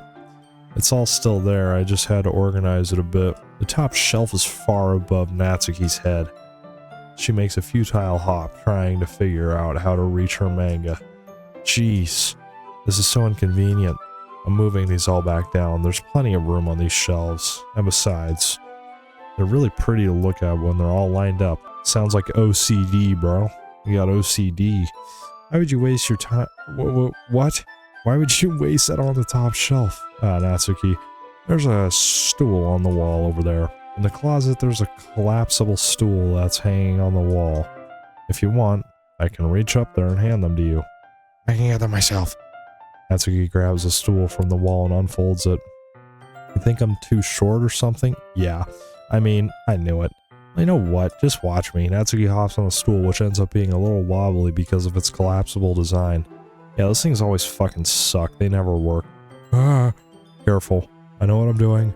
Standing on the stool, Natsuki's fingertips reach the top of the shelf. The stool would be enough for me to easily grab the books, but Natsuki is being stubborn as usual. Whoa. Natsuki uses her fingers to scoot one of the smaller books to the edge of the shelf. See? Kia. The box suddenly flips. Natsuki barely catches it before it falls to the floor. The stool wobbles. Wah-wah. Water. Losing balance, Natsuki hops off the stool. Thankfully, she was able to stay on her feet. Fuck, I wish she cracked her head on the ground or something. She holds the box triumphantly. There. I almost fell. Natsuki is a bit shaken up. Jeez, no need to prove yourself to me. There's no way you'll be able to get the bigger boxes like that. I can reach them, so just... I said I can do it. I don't want your help, okay? Sigh. I'm gonna get a chair, so just hang on. Natsuki forces her way past me out of the closet. Let's see. The classroom chairs have the desks attached, so they're too inconvenient to fit in the closet. Natsuki trots over to the teacher's desk, which has a computer chair behind it. She rolls it onto the wheels, back over the closet. It's a little dangerous since the chair swivels and rolls, but I've already learned my lesson, so I keep my mouth shut. Natsuki climbs onto the chair, then slowly balances onto her feet. Since she refuses my help, I take a seat with my back against the side of the doorway and simply watch. What the fuck is this angle? There we go. This is haram, dude. Need to put a big blur over. See, I can easily do it now. Natsuki grabs a stack of manga and bends down to put it on the shelf below. What? This is not a horror game. You guys scammed me. The chair swivels. Natsuki catches herself on the shelf. What are you doing? Can you at least hold the chair steady instead of sitting and doing nothing? Who was that? Who was it who told me not to help? Oh, yeah, I got you. I hold the chair while Natsuki reaches back up. ... I can almost see up her... Whoa, chill. What the fuck? This guy is crazy. You are a perv. I forced myself to turn away. Natsuki seriously didn't think this through. What am I playing? What the fuck is this? Once she realizes I'll be dead. Up. Okay, Natsuki wraps her arms around the parfait girl's box. Set easily, the large one on the shelf. Heavy. Hey, Diddy. I don't think I can bend down without falling. Hurry and take this one, huh? But then I have to let go of the chair. That's fine. Just for a second. Hurry up. Alright. Let me stand up. I slowly release my grip from the chair. What do you mean, stand up? Natsuki looks down at me. Why are you all the way back? Natsuki looks like, like she'll realize something. But she loses her balance if she moves. Natsuki, the box. What are you looking at? Oh my gosh. What is this? What the fuck? This is just, like, I said this the last time I played this. This is just gonna be a stain on my channel. You're trying to look at my Natsuki's legs shake. I'm not. I was just, Natsuki, don't try to move. Just give me the box. That's exactly what I'm saying. This guy's crazy. You set me up. Go away. Get out. But I'll do it myself. The chair suddenly swivels beneath Natsuki's feet. Natsuki. What the fuck is Kaya? What does that mean? The scene suddenly turns into chaos in a split second. The chair flies from under Natsuki's feet. Frantically, I try to catch her. The box topples out of her hands and the books go flying. I got you. Oh, what? Crash. The full force of Natsuki's body against me throws me to the ground. Bro, she's probably like 90 pounds. Holy shit. A whole bunch of books pelt me in the face. Natsuki tries to shield herself with her own arms and as her face lands straight on my chest. Erg. My right arm and my back seriously felt the impact. I am not surprised. Slowly Natsuki comes to her senses. Gugh. She presses her arm straight into me to prop herself up. That's gotta hurt. Natsuki seems to realize that it's not the floor that's beneath her. Gah, gross, yuck. A fist pounds into my chest. Natsuki then hoists herself to her feet. What were you thinking, you sicko? Everything's okay over there? I heard a loud noise. Monica suddenly peers in. Monica, see what happens when you put the manga on the top shelf? Are you trying to kill your club members or something? Jeez. Sorry. Oh, and one more thing. It seems like your most recent club member is a total pervert. So I hope you're happy. I didn't. Somehow it's impossible for me to explain this whole bizarre situation to Monica. I didn't do anything, I swear. I know, don't worry. Monica says it quietly to me. Looks like I'm off the hook. Oh no. My. I look down. Natsuki is kneeling on the floor, holding one of the books that are scattered all over.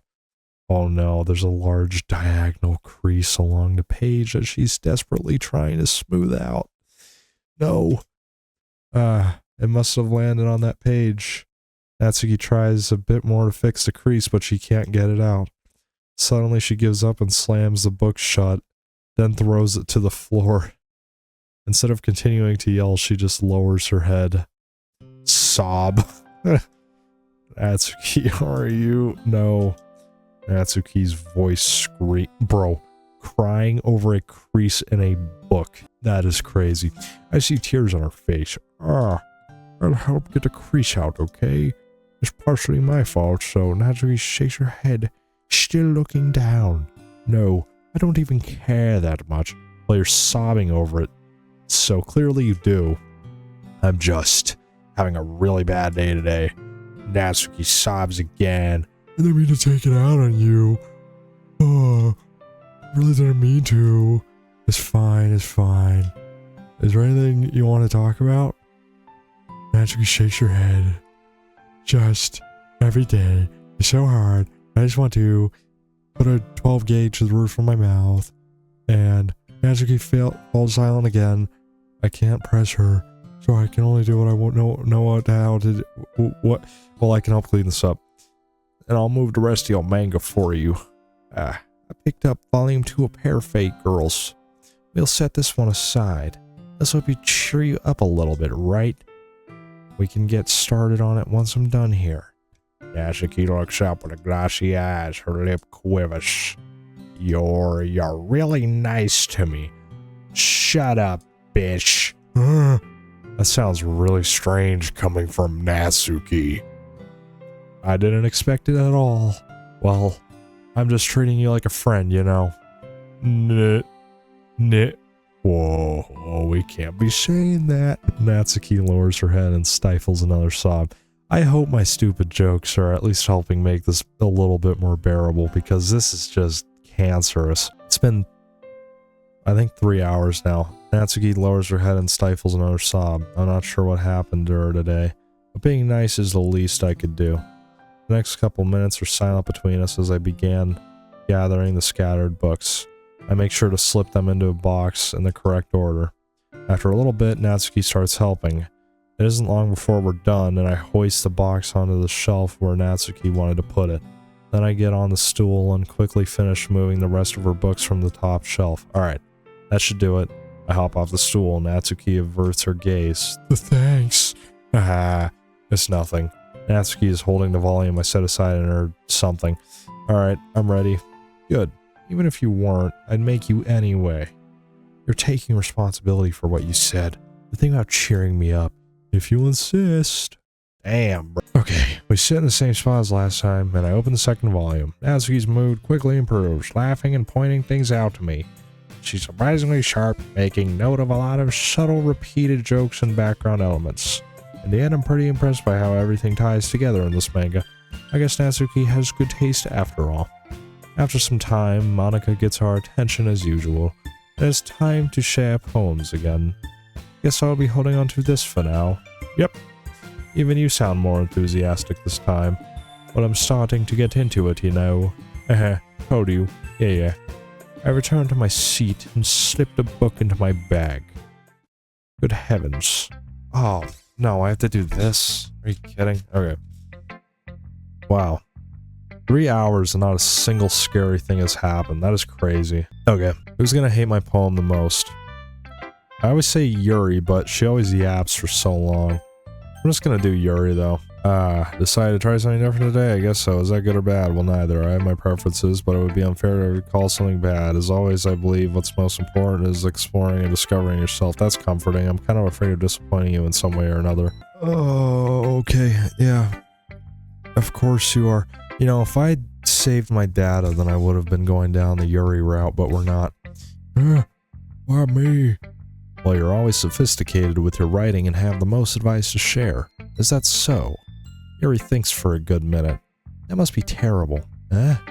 For me to have become someone whose opinion is fearsome. How unlikable of me. Yuri, it's not as bad as you're making it out to be in your head. I just meant that I respect your opinion. I see. I'm sorry that I always overthink and come to those sort of conclusions. I'm just a little too used to it. Overthinking, being disliked. Yuri. Well, what am I saying? I'm sorry, I didn't mean to bring that up. Let's move on. Alright. You want to share your poem now? Okay. Here. I'm not reading all this. Something else sandcastles. Yeah, okay. I don't really give a shit. Awesome. That's too much. I ain't reading all that. Too long, didn't read. I'm aware that beach is kind of an inane thing to write about. I did my best to take a metaphorical approach to it. You say that you like it, even though you didn't want to write about it. Oh, you haven't heard? After yesterday, Natsuki and I, well, it was amusing that we wrote something. I can't even read anymore. That we wrote about something similar in such different ways, so Natsuki wanted us to write about the same topic as each other again. I suppose to better compass the differences in our writing styles or thought processes. Anyways, it was her idea. Knowing her, it's no surprise that she'd want to do something like that. She probably just wanted to show off. It's not like I have a particular interest in her writing style. I just went with her requests, but, well, I suppose it's not so bad to write about something simple on occasion. It can be refreshing, you know? It's good for me to calm my thoughts once in a while. Yeah, I think I agree. Thanks for sharing. Okay, we're done. Monica, hey Diddy, have you heard that about what you want to submit to perform at the festival? Well, being in this club is one thing, but performing in front of a bunch of people, I'll have to give it some more thought. Okay, no pressure. But whatever you do, I'm sure it'll turn out great. It would also make me happy to see. Anyways, let's take a look at today's poem. Sure, I'll let Monica take the poem I'm holding in my hands. It's pretty good. You've been spending some time with Natsuki, haven't you? Yes, sir. You must like her writing style. Yes, I don't, though. I think it's a neat way to tell a story. I don't disagree. Natsuki's poems may be cute, but they're also meaningful. I can see why you would be in that style. I guess it means you're not as much of a fan of Yuri's poems. Yeah, I wouldn't say that. I kind of like everyone's poems. That's true, but I'm sure you like some more than others, right? Like Yuri's is more complex words and symbolism, or Sayori's way of expressing happiness or sadness in a more direct way. You must have some kind of preference, don't you? Not that it's a contest or anything. Are you sure about that? I was just curious, that's all. Anyway, I'll share my poem with you now, alright? Alright, okay. Oh, dude, this energy drink is making me burp so much. The lady who knows everything. An old tale tells of a lady who wanders Earth. A lady who knows everything. A beautiful lady who has found every answer. All meaning, all purpose. And all that was ever sought, and here I am, a feather. Lost adrift the sky of something. Yap, yap, yap, yap, yap, yap. Yap, yap, yap, yap, yap, yap, yap, yap, yap, yap, yap, yap, yap, yap. None of this makes sense. None of it matters. You know, I feel like learning and looking for answers are the sort of things that give life meaning. Not to get too philosophical philosophical. Wow, quote that. Or anything. But it was kind of on my mind, so that's why I wrote about it. I see. Never really put much thought into it. And in a way, it's almost paradoxical. That's a big word. Because if we had all the answers, wouldn't the world start to lose its meaning? You know, there's one thing I noticed. It seems like everyone in the club prefers writing about things that are more sad than happy. Are you surprised? I mean, if everything was okay, we wouldn't really have anything to write about, would we? Humans aren't two-dimensional creatures. I think you know that better than anyone. You mean one-dimensional? Yeah, that. Anyway, here's Monica's writing tip of the day. Are you ever too shy to share your writing because you're afraid it's not that good? Yes. It can be really disheartening to get a lukewarm response to something you put so much work into. But if you find other people who enjoy writing, then sharing becomes a lot easier, because instead of just telling you that your writing is good or okay or bad, they want to focus more on everything that went into it and the things you can work on. It's much more encouraging that way, and it will make you want to continue improving. It's almost like having your own little literature club, don't you think? That's my advice for today. Thanks for listening. Very good advice. Natsuki, maybe she'll be quick. Natsuki reads my poem. She keeps glancing at me in the back of the poem. By now she must have... Uh-oh. Erg. Is it that bad? No, it's not. It's good. It's really good, okay? There. I said it. This wasn't supposed to happen at all. Why can't you just be bad at this? My poems are supposed to impress you.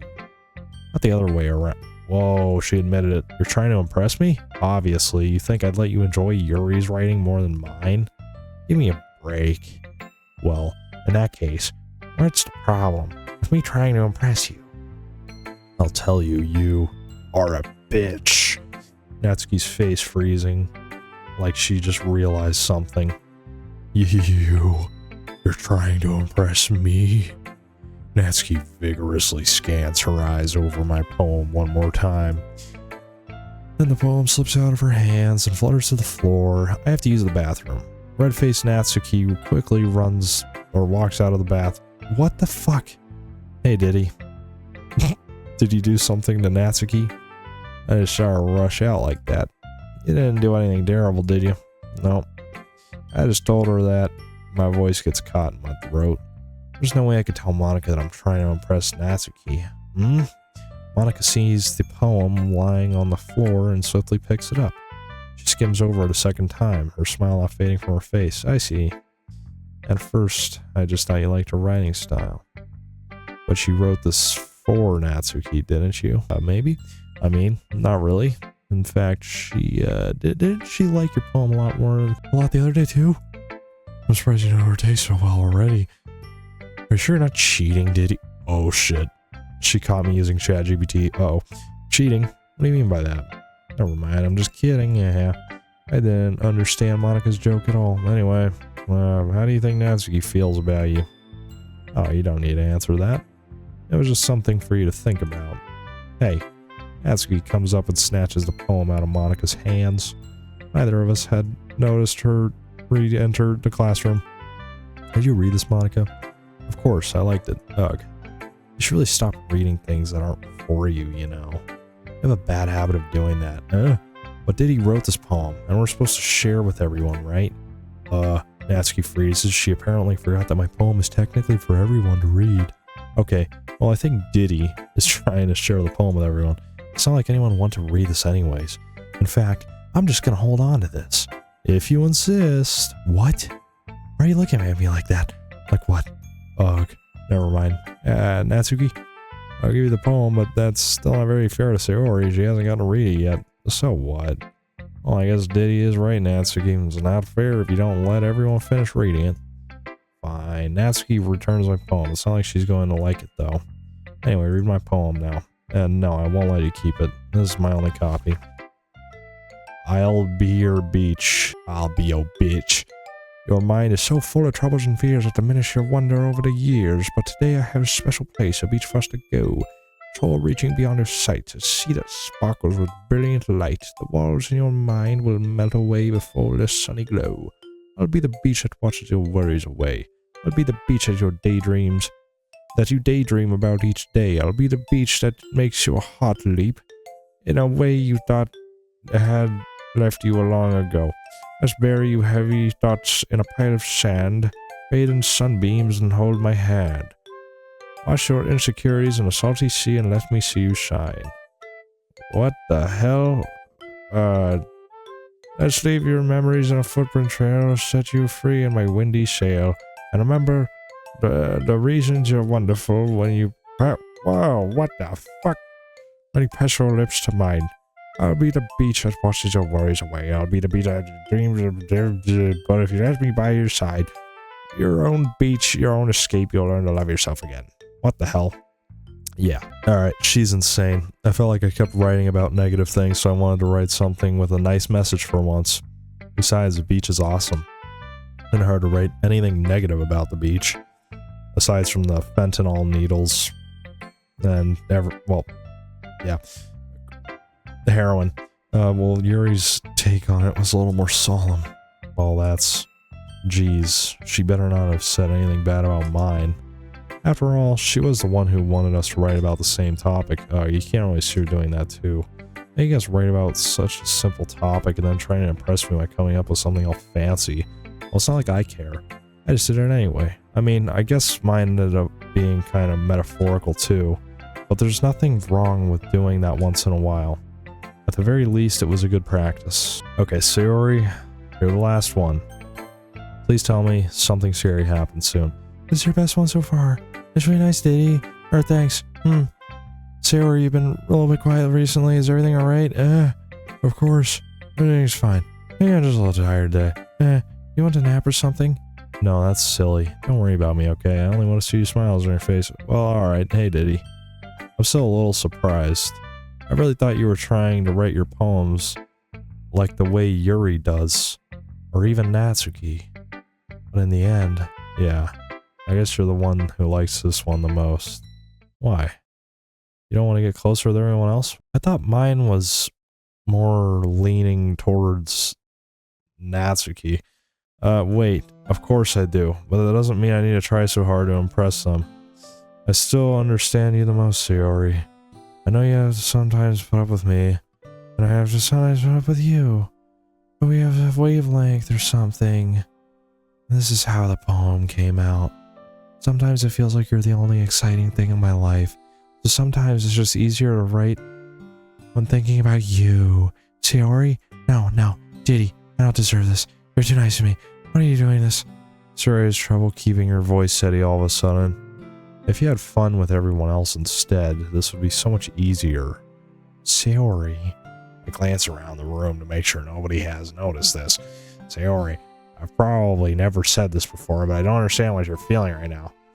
Tell me what would cheer you up. Sayori shakes her head. She sniffles and keeps shaking her head. Finally, she gathers herself and puts on a smile. It's just a little rain cloud. I'm sorry you had to see that, huh? I promise it won't happen again. Just smile for me, okay? That's all that matters.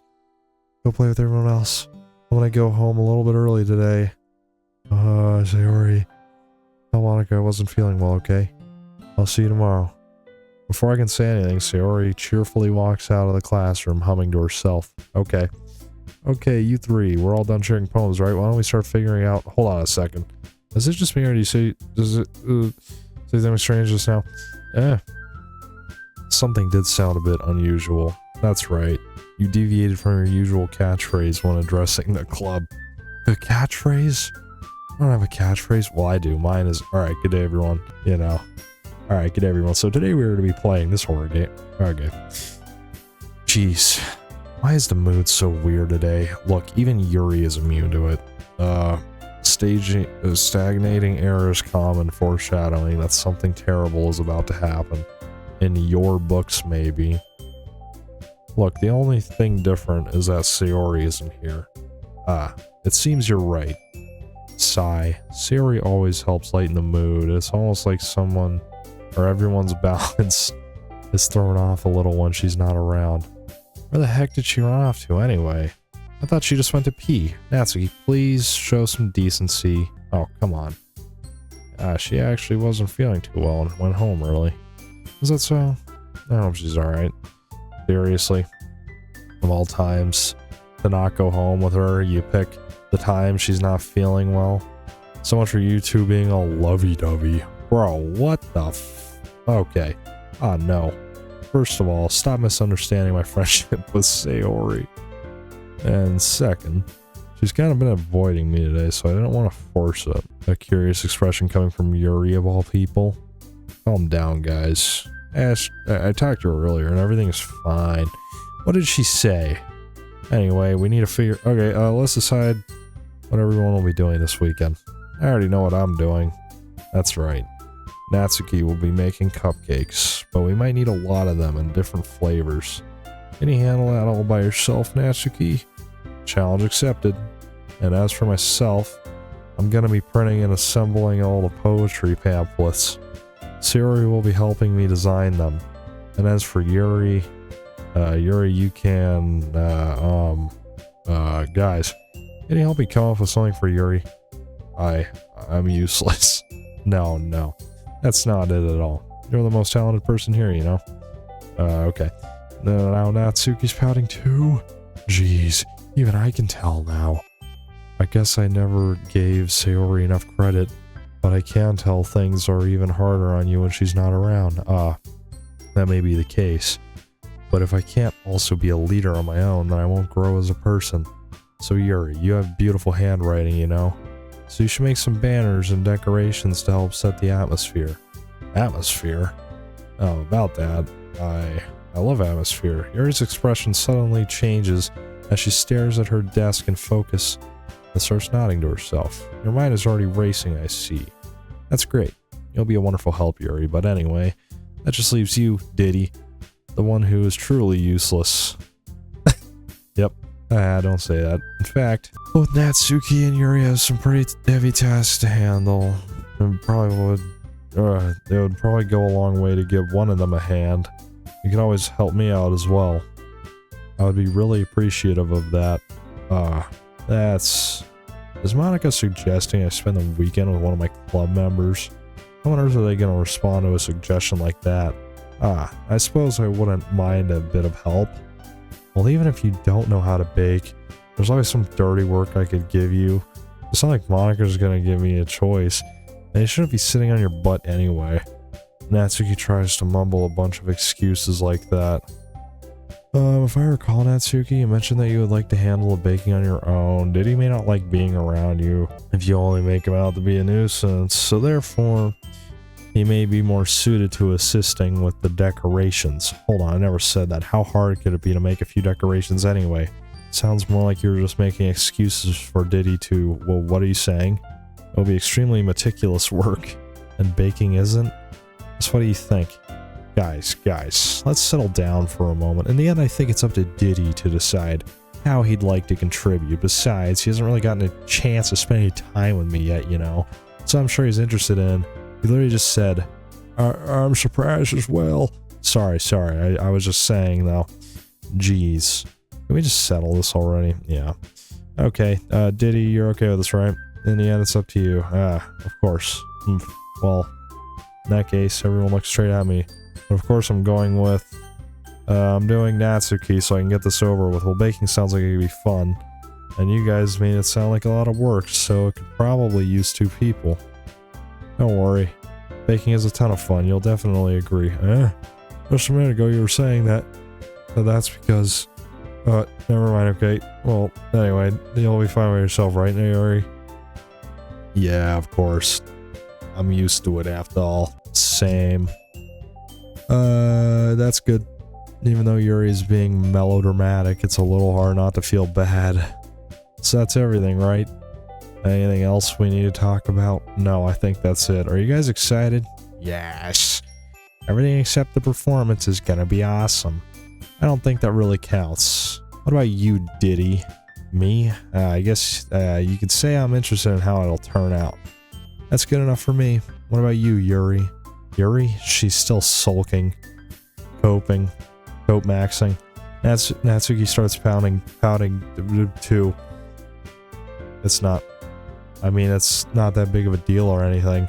Well, it might not just be that. I think that Yuri might just be feeling a little underappreciated in general.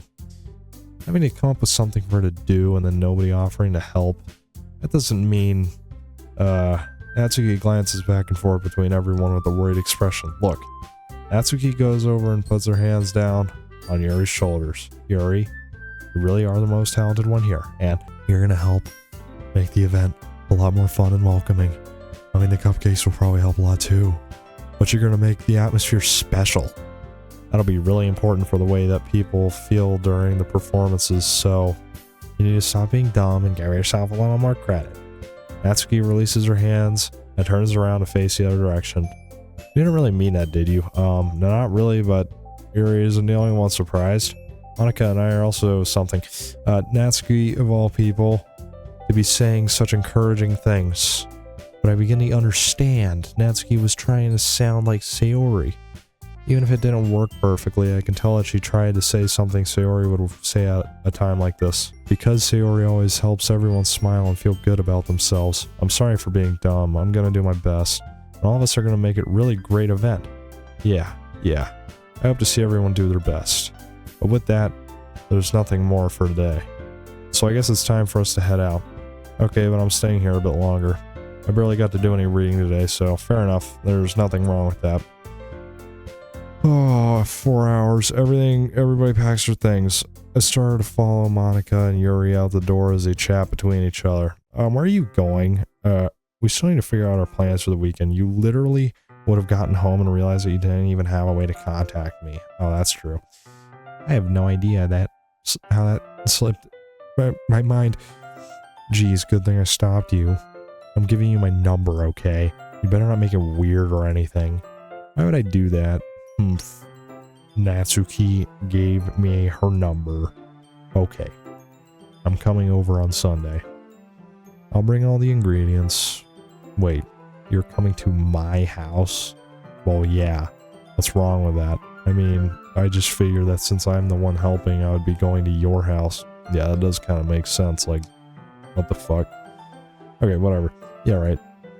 Like, I could have a guy over at my house. My dad would kill me. Really? That's kind of strict if you ask me. Yeah, how do you think I feel? Can't do anything when my dad is home. Anyway, I just need to complain for a second. We have each other's phone numbers now, and that's all I needed from you. I guess I'll text you when I'm coming over. Alright, fine by me. Yeah.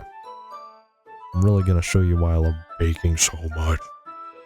So you better look forward to it. Oh, then you say you were just gonna give me the dirty work? Well, I was just saying that it's not like I could act like in front of everyone that I was looking forward to this. Wait, really? Well, kind of, just because I never got to bake with someone before. That's all it is, so alright, I get it. Sorry for overreacting. Anyways, I'll be heading out now. See you on Sunday. Yeah. Never mind. Bro, I can't believe this.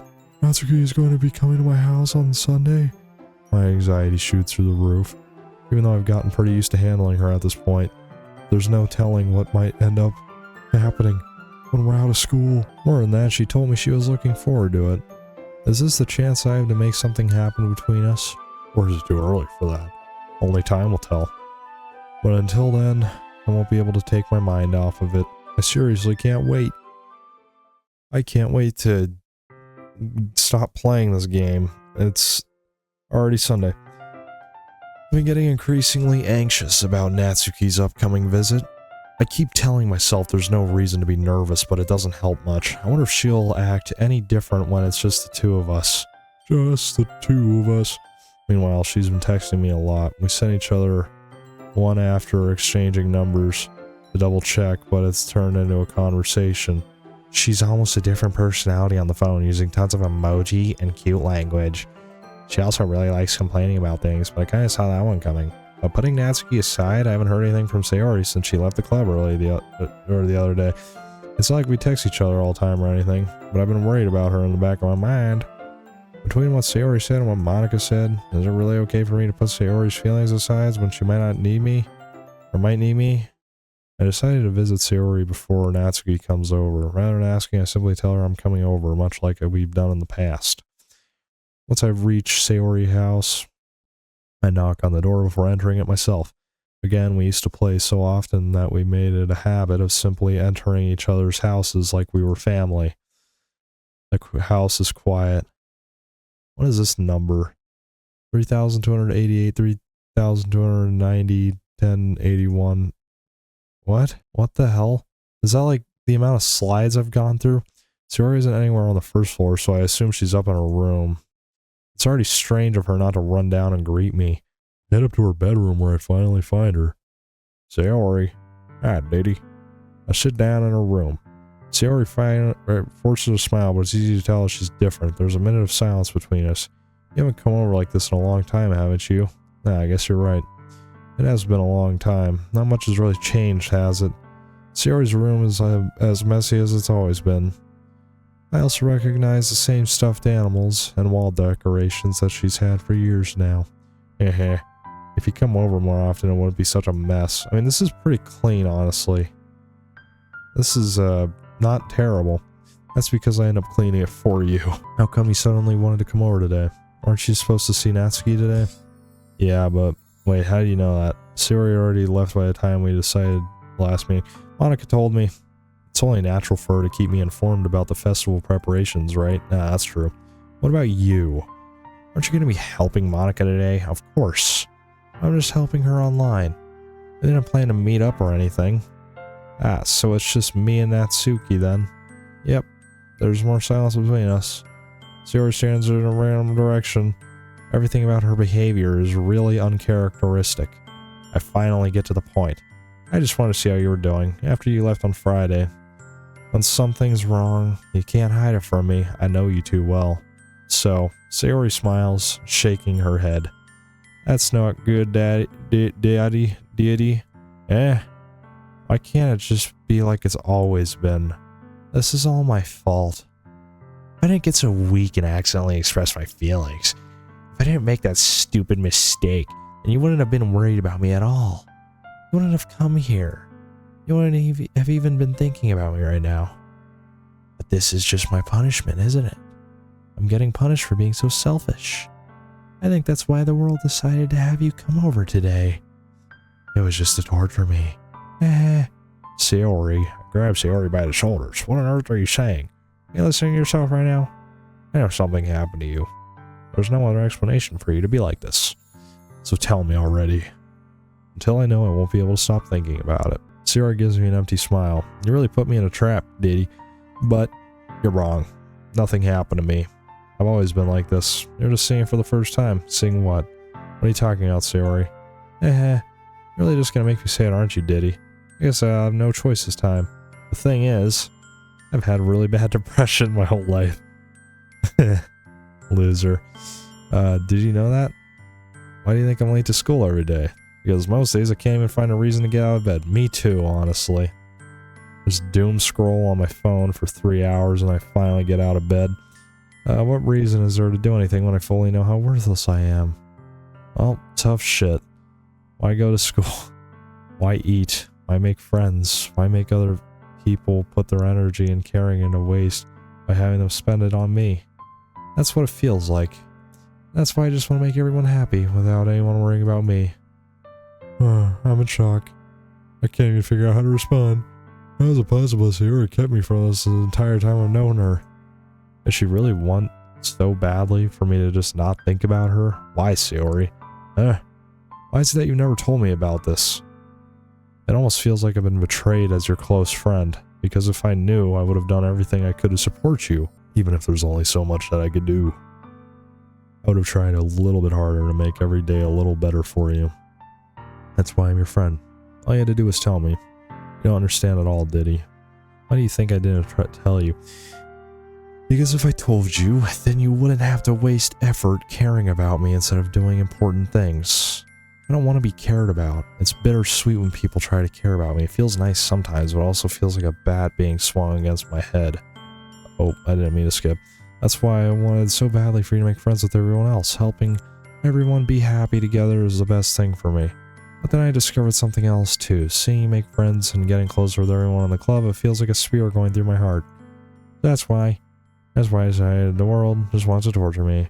Every path leads to nothing but hurt. No, every path leads to Rome. Deus Vult.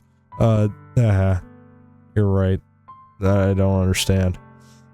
I don't understand your feelings at all, Sayori, but I don't need to understand. Whatever it takes for me to help you stop hurting, that's what I'll do. No, Diddy. There's nothing. Nothing at all, Diddy. The only thing that could have helped is if everything could be like it always was. But I was selfish. I finally showed you what a horrible person I am. Tears streaked down Sayori's face. I made you join the literature club because I was selfish, and I was punished by my heart, hurting in a way that I couldn't understand. And now you came here, and I made you hurt too. I'm just weak and selfish, that's all I am, and that's why I'm going to accept these punishments, because I deserve every last one. Without thinking, I once again grab Sayori's shoulders. This time I pull her into a tight embrace. Diddy, Sayori, I don't care if you feel selfish. I'm really happy that you convinced me to join the literature club. Seeing you every day makes it worthwhile enough. If I make friends with everyone else, then that's just a bonus. But please never underestimate how much I care about you. I wouldn't have it any other way, Diddy. Sayori isn't hugging me back, despite my arms being wrapped around her. Sayori's arms remain at her sides. She starts sobbing next to my ear. No, don't do this to me. Please, don't do this, Diddy. Don't Diddy me. Please, don't Diddy me. Sayori barely manages to speak between her sobs. I don't know if I'm doing the right thing, but all I want for her to know is that I care. If you have it in you to call yourself selfish, then you have to let me be selfish too. No matter what it takes, I'll figure out what needs to change. I'll make these feelings go away. And if there's anything that you need me to do, then you'd better tell me. I'll get mad if you don't. I don't know. Gently, Sayori finally puts her arms around me in return. I don't know anything. It's not really scary. I don't understand any of my feelings, Diddy. The only time I'm not afraid or not feeling anything is when I'm in pain. But your hugs are so warm, and that's very scary too. Sayori lets me go, and she does, so I'll let her go as well. The festival's tomorrow, yeah. It's gonna be fun, right? Yeah. How would you like for me to spend it all with you? Is that what I want? I promise. I think that would be nice then. Yeah. Sayori wipes her eyes. If I could spend the whole day here, I would. Of all days, this has to be one where I have other plans. Maybe I should cancel. No, don't. Please don't. If you did that, then I really want to forgive you. But it's almost like it's almost time for me to meet Natsuki at my house. At the very least, do you want to come along and help out? It would be fun. To my surprise, Sayori shakes her head. I'm sorry. I don't know if that would be very good of me today. You understand, right? Yeah. It's kind of hard for me to fully understand, but I'm trying my hardest. It's okay. Don't worry too much about it. I'll see you tomorrow, okay? Alright. I'll look forward to it. Oh man. I say goodbye to Sayori next to her house. On the way home, I find myself still feeling uneasy, but it's hard for me to keep thinking about it when Natsuki is about to come over too. I think Sayori's right. I shouldn't be worrying too much, and we're definitely gonna have a great time tomorrow. I should just focus on what's ahead of me. Dude. Okay, so things are starting to happen. Things are getting spooky. Not in the traditional sense of spooky, but, you know, depression. So, interesting. I spent only a few minutes back at home anxiously awaiting Natsuki's arrival. Before I knew it, she texted me to let me know she's outside the front door. Without delay, I opened the front door to let her in. What the hell is that outfit? Sup. Hey. I don't know what I was expecting, but seeing Natsuki in something other than her school uniform totally threw me off. Same here, buddy. Seeing her in such a cute clothes makes the uniform seem totally unfitting in comparison. Jeez, don't make it feel so awkward already. It's gonna be a long afternoon, so don't be weird just because you're not used to seeing me outside of school. Anyway, I'm coming in. Oh. What the hell? We got a kitchen. I see you brought a lot of stuff. Natsuki's carrying a large bag that's probably full of baking supplies. Well, I didn't want to come all this way to find out that your kitchen isn't equipped for the job. You brought everything I asked you to, right? Yes, I did. Yesterday, Natsuki asked me to buy a bunch of ingredients if I didn't already have them at home. Good. Glad I could count on you to do the part. Well, of course, I'm surprised to hear Natsuki suddenly say that rather than something snarky like she usually does. Could it be that she is a little different outside of school, after all? Anyway, let's go to the kitchen. What, you're not even gonna offer to take this heavy bag from me? Where's your hospitality, Diddy? Well, I'm Diddy, so I don't have to. Come on. Since when did I need to be a gentleman? Yeah, chivalry is dead, except that I grab the bag Natsuki holds out to me. Gook. This is ridiculously heavy. I carried that all the way here. Are you impressed? I see now. Yeah, I impressed Natsuki. It seems like I always underestimate you. It's because I'm so small, isn't it? You jerk. Natsuki hits a fist into my chest. Hey. Your size has nothing to do with it. You really hate being small that much? It's not like I hate it. I mean, sometimes I like proving people wrong when they only think I'm worth my size. It's fun when I get to be small and also better than the other people. But, geez, never mind. What are you making me say? I don't think you can make me talk about weird things just because we're not at school. Are we getting started or what? There's a lot of stuff I gotta teach you. What? There's a little bit more like you. You're more fun when you just speak your mind like that. Hey. Now you are treating me like a kid. I was just trying to be a little nicer to you, you know? Just because I don't have a mature and, whoa, sexy figure like Yuri doesn't mean you shouldn't treat me like... Natsuki catches her words, and her face turns red. Natsuki, forget it. I didn't say anything. I should apologize. Aw. I appreciate that you were trying to be nicer. I should have been a little bit more considerate, too. Oh, what am I playing? You know, I really regret recording this video. I might delete it. Like, seriously. What the hell is this game? This isn't a horror game. This really isn't. Like, I've actually been lied to. But also, if that's what you're thinking, then you should know that there are other tons of guys who are into body types like yours. How do you know that anyway? Just trust me on this one. Trust, bro. Gross. Hey. Was that to me? Who else? Man, let's just get started already. You get all sour when a girl calls you gross. I finally found your weakness, Diddy. Natsuki smiles deviously. Please spare me. Bro, this guy is such a cuck. Well, if Natsuki decides to dish out more insults like that, there's no way I'm not fighting back. But she's satisfied enough for now. Finally starting to pull things out of her bag so we can get started. Before long, the whole kitchen is a mess. Spoons, dirty bowls, flour spilled, fluid, and plastic bags are strewn about every countertop. The mixer isn't big enough to make all the batter at once, so we've had to do it several times. Meanwhile, Natsuki is babysitting all my movements to make sure I don't mess up her precious baking.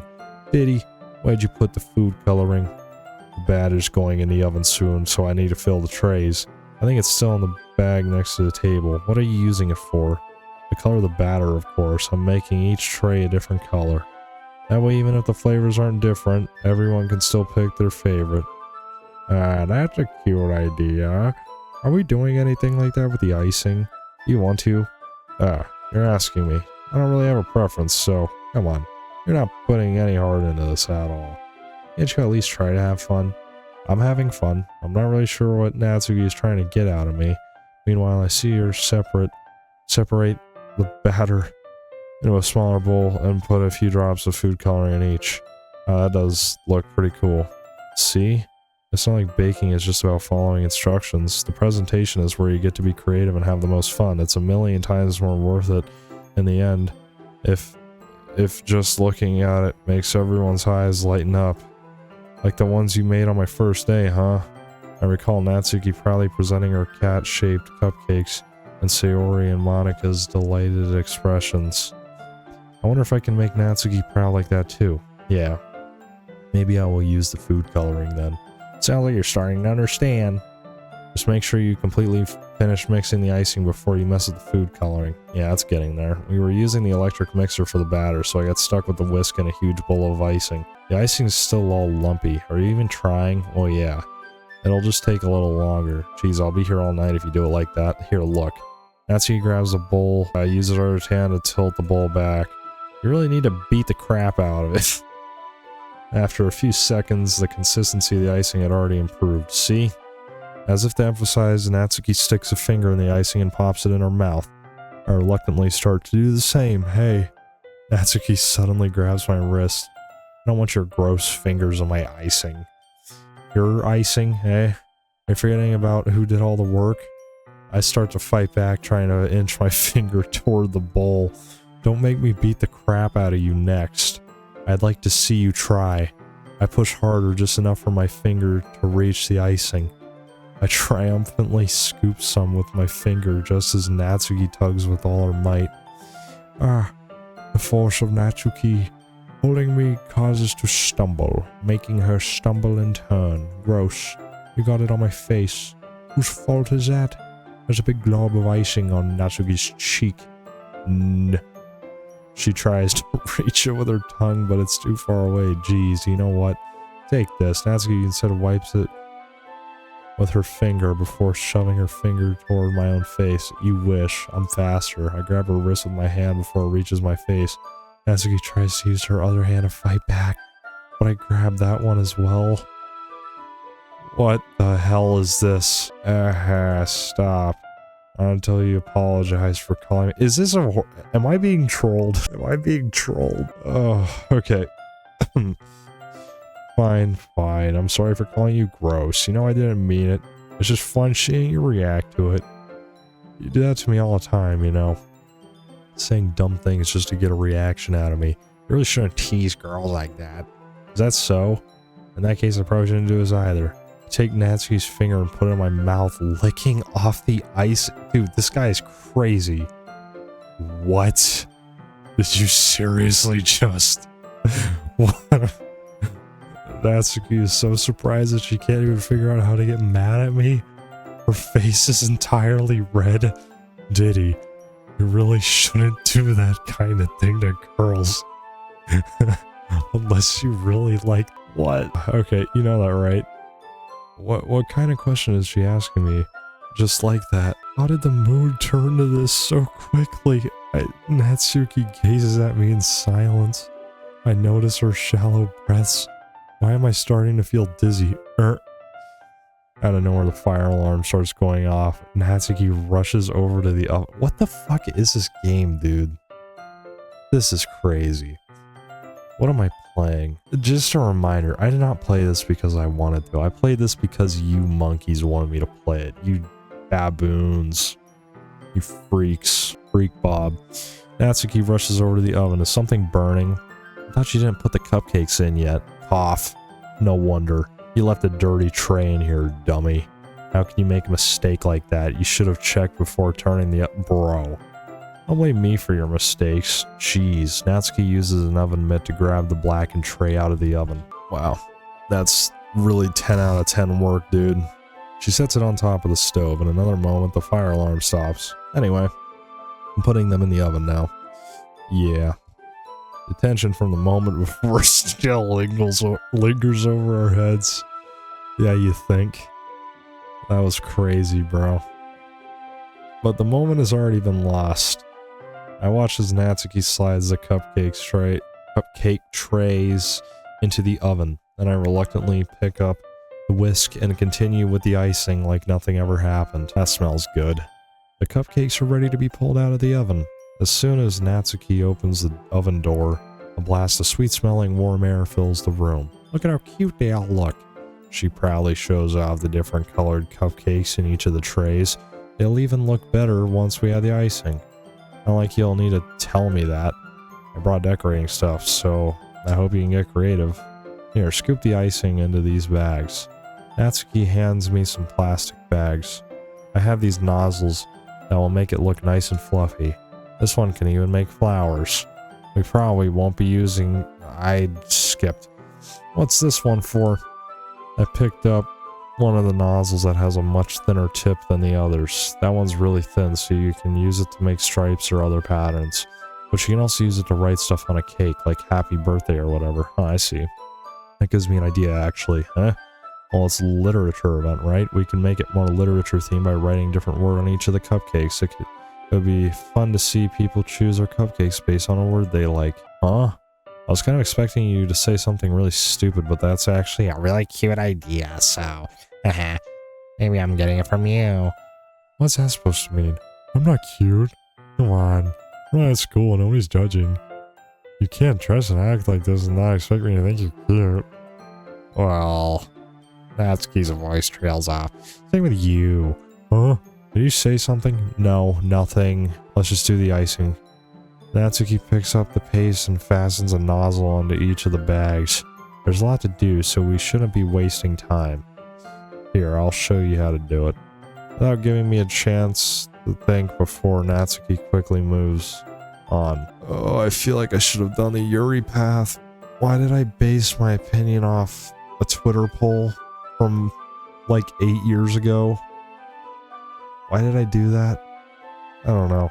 She shows me how to apply the icing and then we each get to work. When we finally finish, Natsuki puts them all side by side to admire our work. Look at how pretty these are together. Yes, they are, aren't they?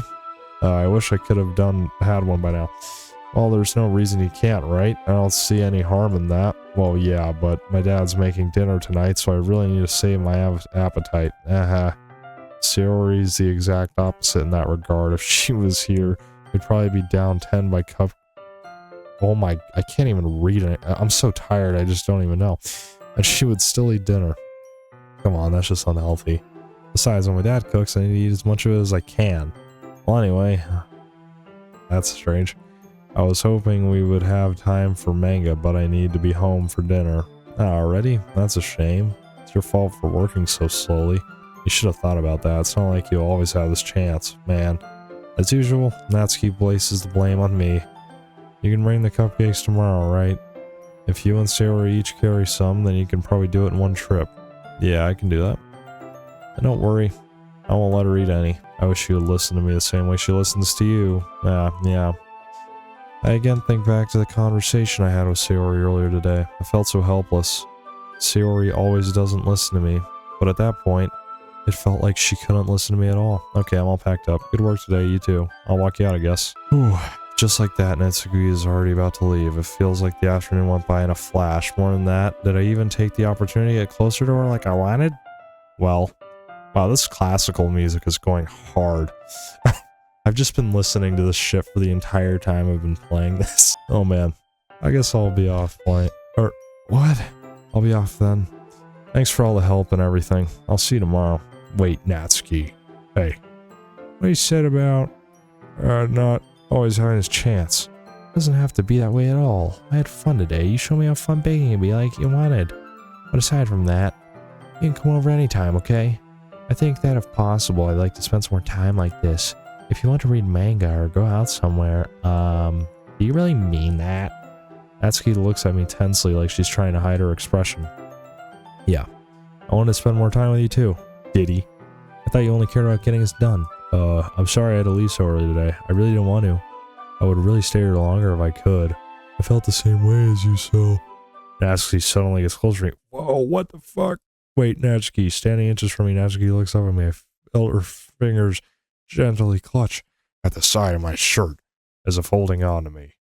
Her rose-colored cheeks and matching eyes filled my vision, along with her slightly parted lips. What the fuck? Get away. Haram, haram. Do not do that until marriage.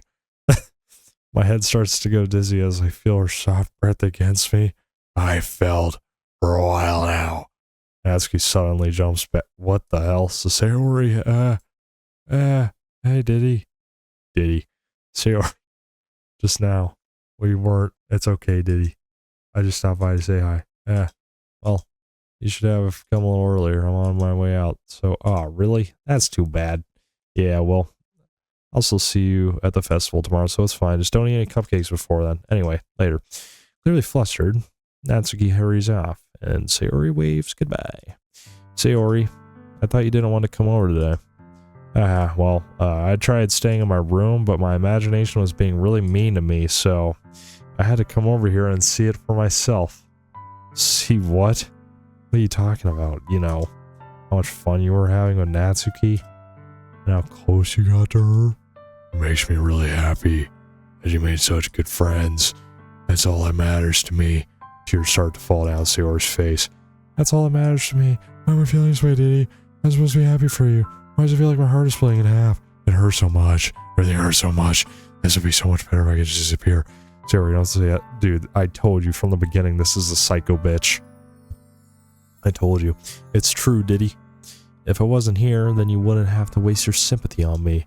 You wouldn't have to put up with me being selfish. Then why did you come here? Sounds like she's just begging for attention. Typical. Monica was right. I should just... Monica was right about what? Sayori? What I said before is true. I'm not going to let this continue. Caring about you like this isn't the burden your mind is making it out to be. It's something that makes me happy. It's something that I wouldn't trade for anything else. So even if it takes an entire lifetime, I'm going to be by your side until you don't feel any more pain. But Sayori looks away. I put a hand on her shoulder to reassure her. I'm scared. Diddy, I'm really scared. What are you scared of, Sayori? I'm scared that I might like you more than you like me, Sayori. It's true, isn't it? I was weak and started to like you too much. I did this to myself. Diddy, I liked you so much I wanted to die. That's how I feel.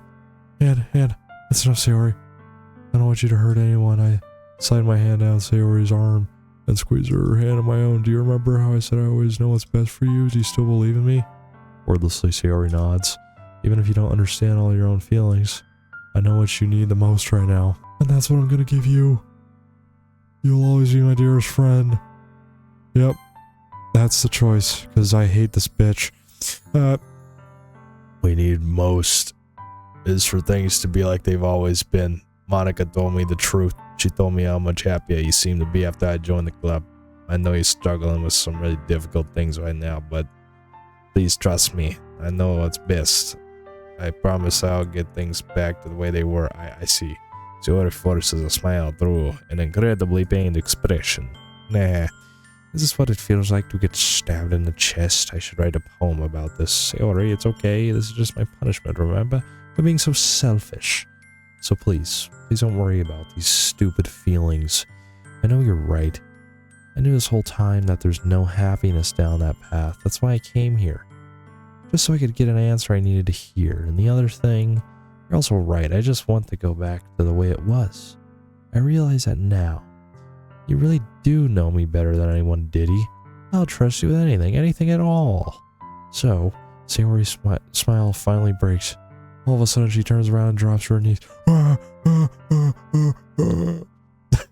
Dude, touching her head with both of her hands, she screams as loudly as she can. Oh my, I'm so shocked I don't even know how to react. Sayori looks over her shoulder and flashes me one more weak smile before turning around and running off. Sayori, I'm left hopelessly standing in the front of my house. Why am I feeling so horrible about this? There's nothing more that I could have done. Bro, this is insane. The most I can do is support Sayori through her feelings and help her on the path that's right. But I'm having as much trouble understanding Sayori's feelings as she is. Even though I can comfort her, I kept wondering if I should be doing something more or something different. I know these thoughts will continue to plague me until they're back to the way they were. I'm going to give it everything I got. Sayori will always be my dearest friend, and I'll do whatever it takes to put a smile on her face every day. What the hell is going on right now, bro? It's the day of the festival. Of all days, I expected this to be the one where I'd be walking to school with Sayori. Oh boy, it's festival time, but Sayori isn't answering her phone. Typical ghosting from a woman. I considered going to her house to wake her up, but decided that's a little too much. Meanwhile, the preparations for this event should be nearly complete. I managed to carry all the cupcakes by myself. By carefully stacking 2 trays. Natsuki is already texting up a storm, but I can't respond thanks to my hands being full. Funnily enough, I probably feel the same way as Natsuki about the event. I'm more excited for it to be over so I can spend time with Sayori and Natsuki at the festival. But knowing Monocle...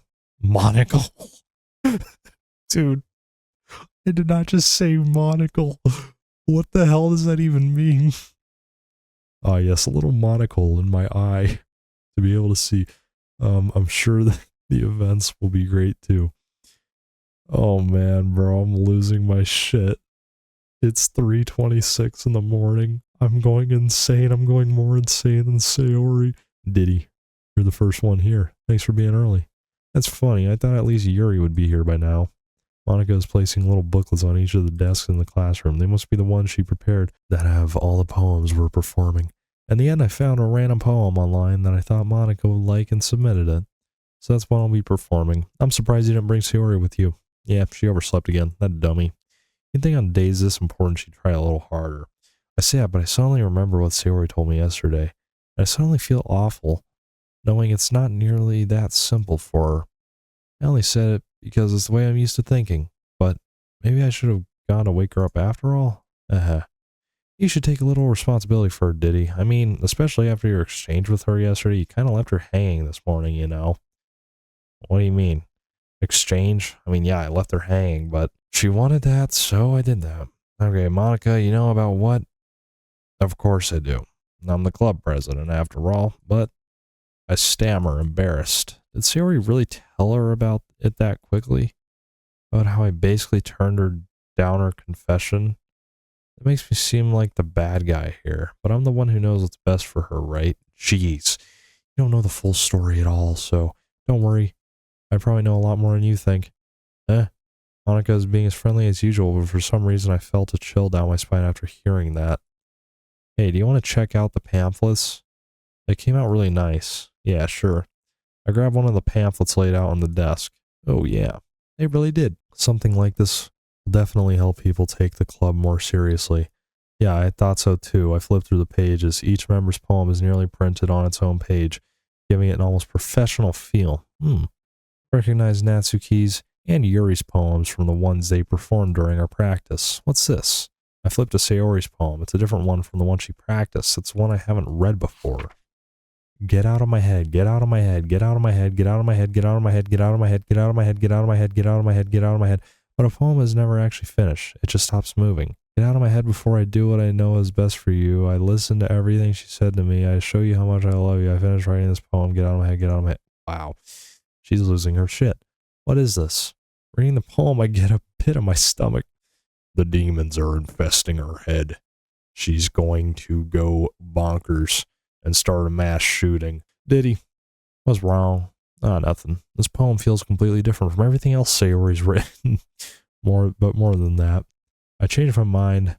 I'm gonna go get Sayori, so, well, alright. Try not to take too long, okay? I quickly leave the classroom. Don't strain yourself. Monica calls that out after me. I quicken my pace. Oh, yeah, run, bitch. What was I thinking? I should have tried a little bit harder for Sayori. It's not a big deal to at least wait for her or help her wake up. Oh, I'm about done, guys. It's 3:30. Okay, even the simple gesture of walking her to school makes her really happy. Besides, I told her yesterday that things will be the same as they always have been. That's all she needs. And what I want to give her. I reach Sayori's house and knock on the door. I don't expect an answer since she's not picking up her phone either. Like yesterday, I opened the door and let myself in. Sayori? She really is a heavy sleeper. I swallow. I can't believe I ended up doing this after all. Waking her up in her own house. Isn't that something like a boyfriend would do? In any case, it just feels right. Outside Sayori's room, I knock on her door. Sayori, wake up, dummy. There's no response. I really didn't want to have to enter a room like this. Isn't it kind of a breach of privacy? But she really leaves me no choice. I gently open the door. Oh my... What? Dude, okay. Well, I guess Monica wasn't wrong about me leaving her hanging this morning. An exception has occurred. What the fuck? ... What the hell? What the hell? Is this a nightmare? Oh my... Dude, what is the music? Okay. Maybe I was wrong about this not being a horror game. What the fuck?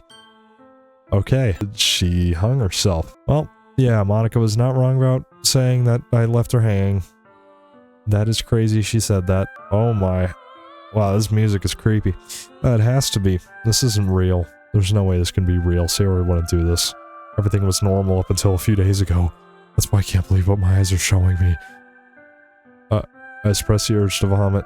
Just yesterday, I told Sayori would be there for her. I told her I know what's best and that everything will be okay. Then why? Why would she do this? How can I be so helpless? What did I do wrong?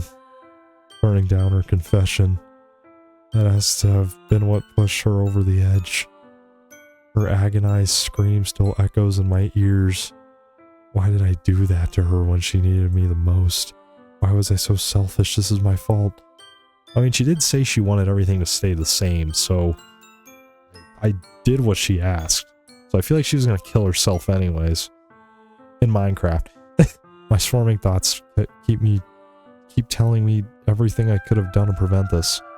If I just spent more time with her, walked her to school, and gave her what I know she wanted out of our relationship, then I could have prevented this. I know I could have prevented this. Screw the literature club, screw the festival. I just lost my best friend, someone I grew up with.